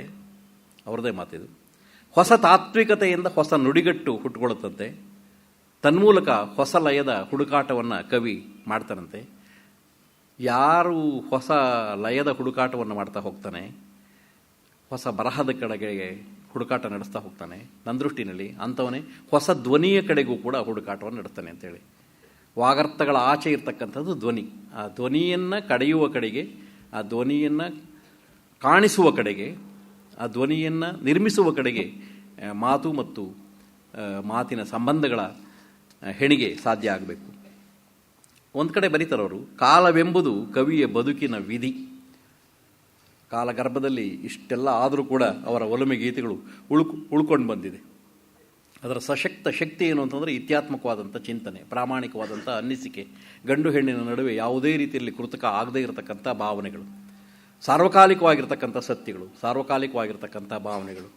ಆದ್ದರಿಂದ ಆ ಪ್ರೀತಿ ಪ್ರೇಮಕ್ಕೆ ಅದು ಹಳಸೋಗೋದಿಲ್ಲ. ಆ ಮಾತನ್ನು ಮತ್ತೆ ಹೇಳ್ತೀನಿ, ಹಳಸೋಗೋದಿಲ್ಲ. ಅದು ಪ್ರೀತಿ ಪ್ರೇಮ ಹಳಸುವಂಥ ವಿಷಯ ಅಲ್ಲ. ಅದು ಚಿರಂತನವಾದಂಥದ್ದು, ಮತ್ತೆ ಮತ್ತೆ ಇನ್ನಷ್ಟು ಉಕ್ಕುವಂಥದ್ದು. ಎಷ್ಟು ಮಗೆದರೂ ಮುಗಿದೇ ಇರತಕ್ಕಂಥ ಚಿಲುಮೆಯ ತಿಳಿ ಜಲದ ಹಾಗೆ, ಸಿಹಿ ಜಲದ ಹಾಗೆ ಒಲುಮೆ ಅಂತಕ್ಕಂಥದ್ದು ಮನುಷ್ಯನ ಬದುಕಿನಲ್ಲಿ ಇದೆ. ಆ ಒಲವಿಗೆ ಭಾಷ್ಯವನ್ನು ಬರೆಯುವ ಪ್ರಯತ್ನದಲ್ಲಿ ಅವರ ಕವಿತೆಗಳ ಹೆಣಿಗೆ ಸಾಧ್ಯ ಆಗಿದೆ ಅಂತ ಹೇಳಿ ಅನಿಸುತ್ತೆ. ಆದ್ದರಿಂದ ಅವರ ಅಭಿವ್ಯಕ್ತಿ ಬಹುಶಃ ಈ ಕಡೆಗೆ ತುಡಿದಿರೋದನ್ನು ನಾವು ಕಾಣ್ತೇವೆ. ಸಾರ್ವಕಾಲಿಕವಾಗಿರ್ತಕ್ಕಂಥ ಸತ್ಯಗಳನ್ನು, ಗಂಡು ಹೆಣ್ಣಿನ ಸಂಬಂಧಗಳನ್ನು, ತನ್ಮುಖಾಂತರವಾಗಿಯೂ ಕೂಡ ಚೇತೋಹಾರಿಯಾಗಿರ್ತಕ್ಕಂಥ ಬದುಕಿನ ಅಂಶಗಳ ಕಡೆಗೆ ಅವರ ಗಮನ ಇದ್ದ ಹಾಗೆ ಕಾಣುತ್ತೆ. ಅದಕ್ಕೆ ಉದಾಹರಣೆ ನೋಡಿ. ಬೆಟ್ಟಗಳ ಬೆನ್ನಿನಲ್ಲಿ ಬೆಟ್ಟಗಳ ದಾರಿಯಲ್ಲಿ ಕಟ್ಟಿಕೊಂಡಲೆದವನು. ಬೆಟ್ಟು ಅಗಲ, ಆ ಥರನೂ ವ್ಯಾಖ್ಯಾನ ಮಾಡೋಕ್ಕೆ ಸಾಧ್ಯ. ಬೆಟ್ಟಗಳ ಬೆನ್ನಿನಲ್ಲಿ ಬೆಟ್ಟಗಳ ದಾರಿಯಲ್ಲಿ ಕಟ್ಟಿಕೊಂಡಲೆದವನು. ಯಾರನ್ನ? ಹೆಂಡತಿಯನ್ನ. ಎಂಥ ಬೆಟ್ಟಗಳು? ಬವಣೆ ಬೆಟ್ಟಗಳ ಬೆನ್ನಿನಲ್ಲಿ.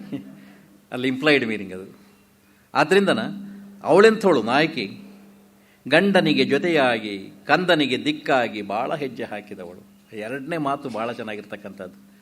ಇವತ್ತು ವೆಸ್ಟ್ ಯಾಕೆ ಹಾಳಾಗೋಗಿದೆ ಅಂತಂದರೆ ಅಲ್ಲಿ ಎರಡನೇದ್ರ ಕನ್ಸರ್ನ್ ಇಲ್ಲ. ಇಲ್ಲಿ ನಮ್ಮಲ್ಲಿ ಹಾಗಲ್ಲ.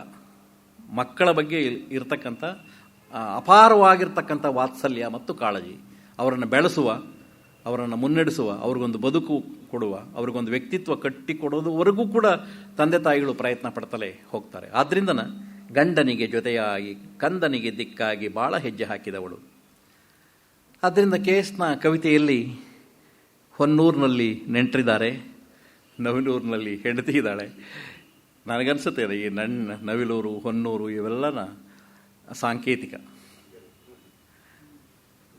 ತುಂಬ ಚೆಲುವಾದಂಥ ಹೆಸರುಗಳನ್ನು ಹೇಳ್ತಾರೆ. ನರಸಿಂಹಸ್ವಾಮಿಯವರು ಹೆಸರಿಡೋದರಲ್ಲಿ ಅಗ್ರಗಣ್ಯರು. ಆದ್ದರಿಂದ ಎಂಥದೋ ಹೇಳೋ ಬದಲು ಅದಕ್ಕೂ ಒಂದು ಸುಂದರವಾದಂಥ ಪ್ರತಿಮಾತ್ಮಕವಾದಂಥ ಸೌಂದರ್ಯಯುಕ್ತವಾಗಿರ್ತಕ್ಕಂಥ ಹೆಸರನ್ನು ಹೇಳ್ತಕ್ಕಂಥದ್ದು. ಆದ್ದರಿಂದ ಇಬ್ಬರ ನಡುವಿನ ಒಲುಮೆಯ ಬೆಚ್ಚನೆಯ ಗಾಳಿ ಅದು ಸುಳಿದಾಡುತ್ತೆ, ಅತ್ತ ಇತ್ತ ಇತ್ತ ಅತ್ತ.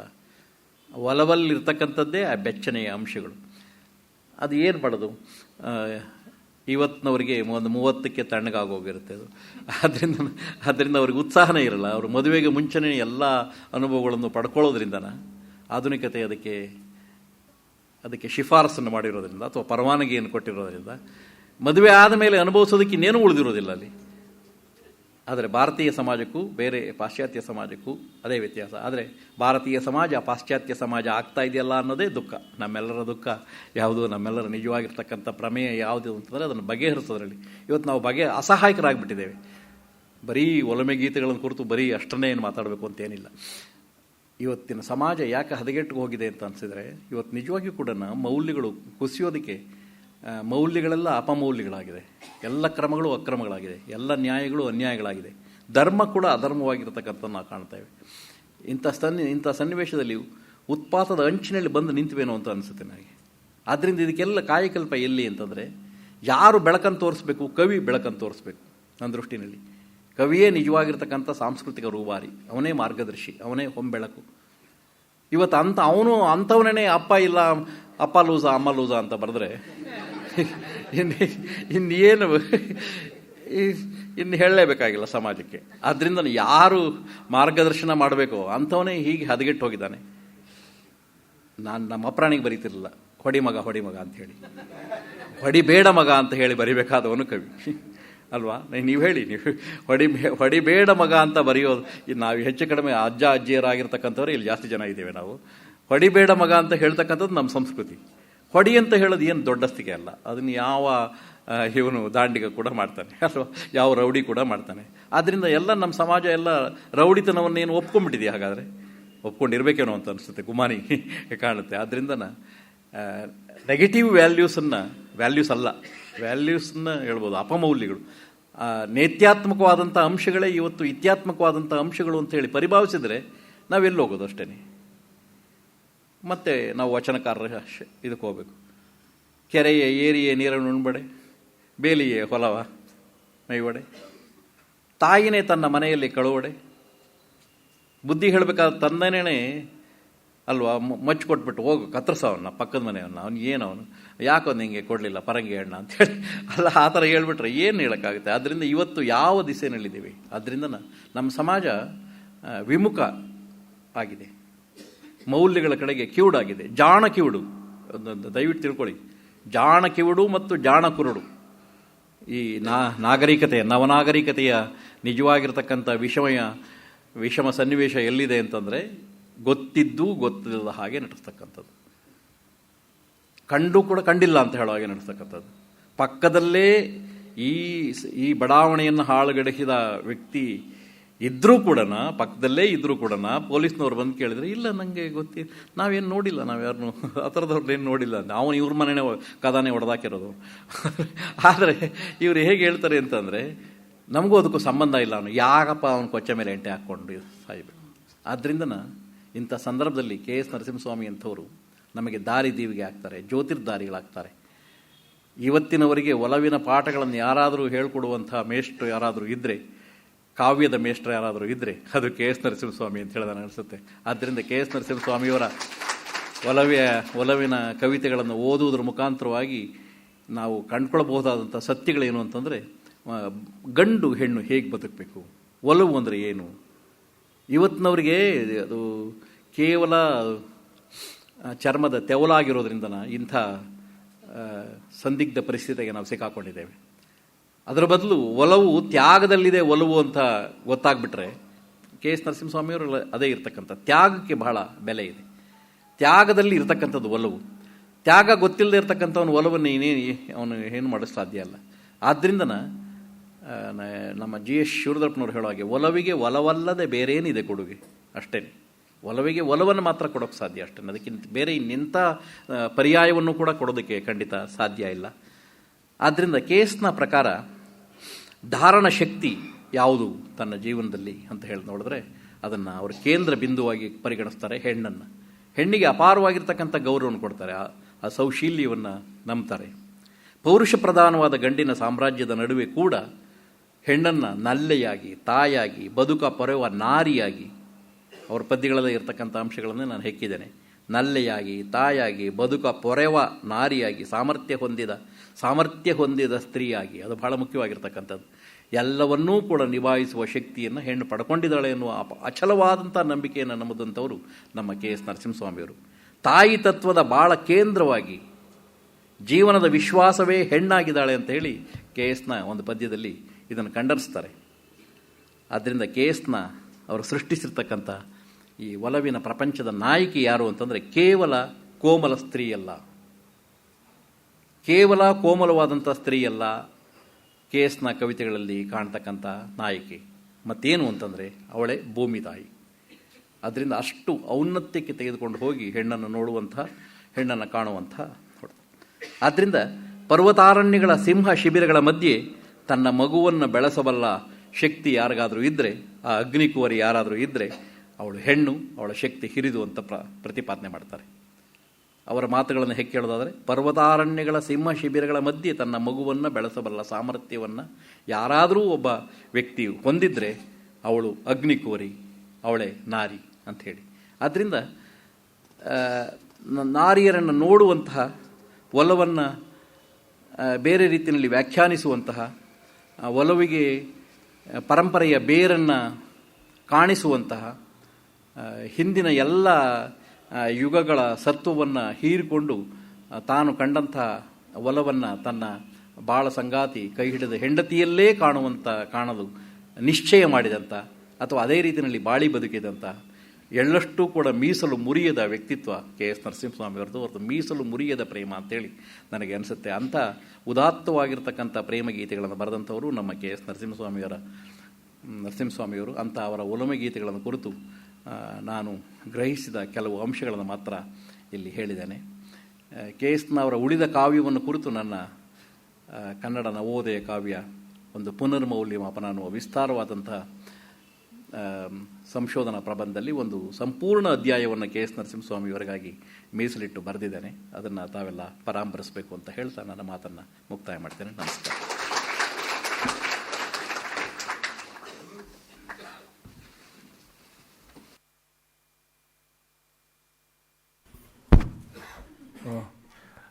ಆತ್ಮೀಯ ಕವಿಯ ಬಗ್ಗೆ ಬಹಳ ಆತ್ಮೀಯವಾಗಿ ಆರ್ದ್ರವಾಗಿ ಮಾತನಾಡಿದ್ದಾರೆ ಸ್ವಯಂ ಕವಿಯಾದ ಡಾಕ್ಟರ್ ದೊಡ್ಡರಂಗೇಗೌಡರು. ಈಗ ವಂದನಾರ್ಪಣೆ ನರಸಿಂಹಸ್ವಾಮಿ ಅವರ ಪೌತ್ರಿ ಮೊಮ್ಮಗಳು ಶ್ರೀಮತಿ ಮೇಖಲಾ ಅವರಿಂದ. ಶ್ರೀಮತಿ ಮೇಖಲಾ ಅವರು ನರಸಿಂಹಸ್ವಾಮಿಯವರ ಮೊಮ್ಮಗಳು ಮಾತ್ರವಲ್ಲ, ಉಪನ್ಯಾಸಕಿಯಾಗಿದ್ದಾರೆ. ನರಸಿಂಹಸ್ವಾಮಿಗಳ ಅನೇಕ ಕವನಗಳನ್ನು ಬಹಳ ಆಕರ್ಷಕವಾಗಿ ಇಂಗ್ಲೀಷಿಗೆ ಅನುವಾದ ಮಾಡಿದ್ದಾರೆ. ವಂದನಾರ್ಪಣೆ.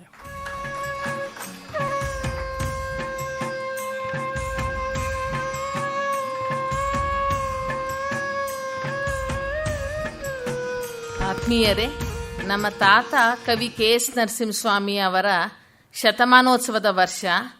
ಅವರ ನೆನಪಿನಲ್ಲಿ ಈ ಕಾರ್ಯಕ್ರಮವನ್ನು ಕೆಎಸ್ನ ಪ್ರತಿಷ್ಠಾನದ ಪರವಾಗಿ ಗೋಖಲೆ ಇನ್ಸ್ಟಿಟ್ಯೂಟ್ ಅವರು ಹಮ್ಮಿಕೊಂಡಿದ್ದಾರೆ. ಇದಕ್ಕೆ ನಾನು ಗೋಖಲೆ ಇನ್ಸ್ಟಿಟ್ಯೂಟಲ್ಲಿರೋ ಪ್ರತಿಯೊಬ್ಬರಿಗೂ ವಿಶೇಷವಾಗಿ ಶ್ರೀ ರಾಮಸ್ವಾಮಿ ಮತ್ತು ಶ್ರೀ ರಾಮು ಅವರನ್ನು ಅಭಿನಂದಿಸುತ್ತೇನೆ. ಒಲವಿನ ಕವಿಯನ್ನು ಅಷ್ಟೇ ಒಲವಿನಿಂದ ಚಿತ್ರಿಸಿದ ಹಿರಿಯ ಕವಿಗಳಾದ ಪ್ರೊಫೆಸರ್ ದೊಡ್ಡರಂಗೇಗೌಡ ಅವರಿಗೆ ನಮ್ಮ ಅತ್ಯಂತ ಅಭಿನಂದನೆಗಳು ಹಾಗೂ ಕೃತಜ್ಞತೆಗಳು. ಕೆಎಸ್ನವರ ಕಾರ್ಯಕ್ರಮ ಅಂದರೆ ಹಾಡು ಇರಲೇಬೇಕು. ಅವರ ದುಂಡು ಮಲ್ಲಿಗೆಯ ಕವನದ ಅಪರೂಪದ ಕವಿತೆಯನ್ನು ನಮ್ಮೆಲ್ಲರಿಗೆ ಪರಿಚಯ ಮಾಡಿಕೊಟ್ಟ ಶ್ರೀಮತಿ ಅಂಜಲಿ ಹಳಿಯಾಲ್ ಅವರಿಗೂ ಅಭಿನಂದನೆಗಳು. ಸೋಮವಾರ ಸಂಜೆ ಸೋನೆ ಮಳೆ, ಆದರೂ ನೀವೆಲ್ಲ ಬಂದಿದ್ದೀರಾ. ನಿಮ್ಮೆಲ್ಲರನ್ನು ಅಭಿನಂದಿಸುತ್ತಾ ಕೆಎಸ್ನ ಪ್ರತಿಷ್ಠಾನದ ಪರವಾಗಿ ಪ್ರತಿಯೊಂದು ಕುಟುಂಬಕ್ಕೆ ಅವರ ಕವಿತಾ ವಿಮರ್ಶಕ ಪುಸ್ತಕ ಪರಿಮಳದ ಪರಿಧಿಯನ್ನು ನಾವು ಕೊಡ್ತಾ ಇದ್ದೀವಿ. ಒಂದೊಂದು ಮನೆಯವರು ಒಂದೊಂದು ಕಾಪಿಯನ್ನು ತಗೊಂಡು ಹೋಗಬೇಕು ಅಂತ. ಧನ್ಯವಾದಗಳು.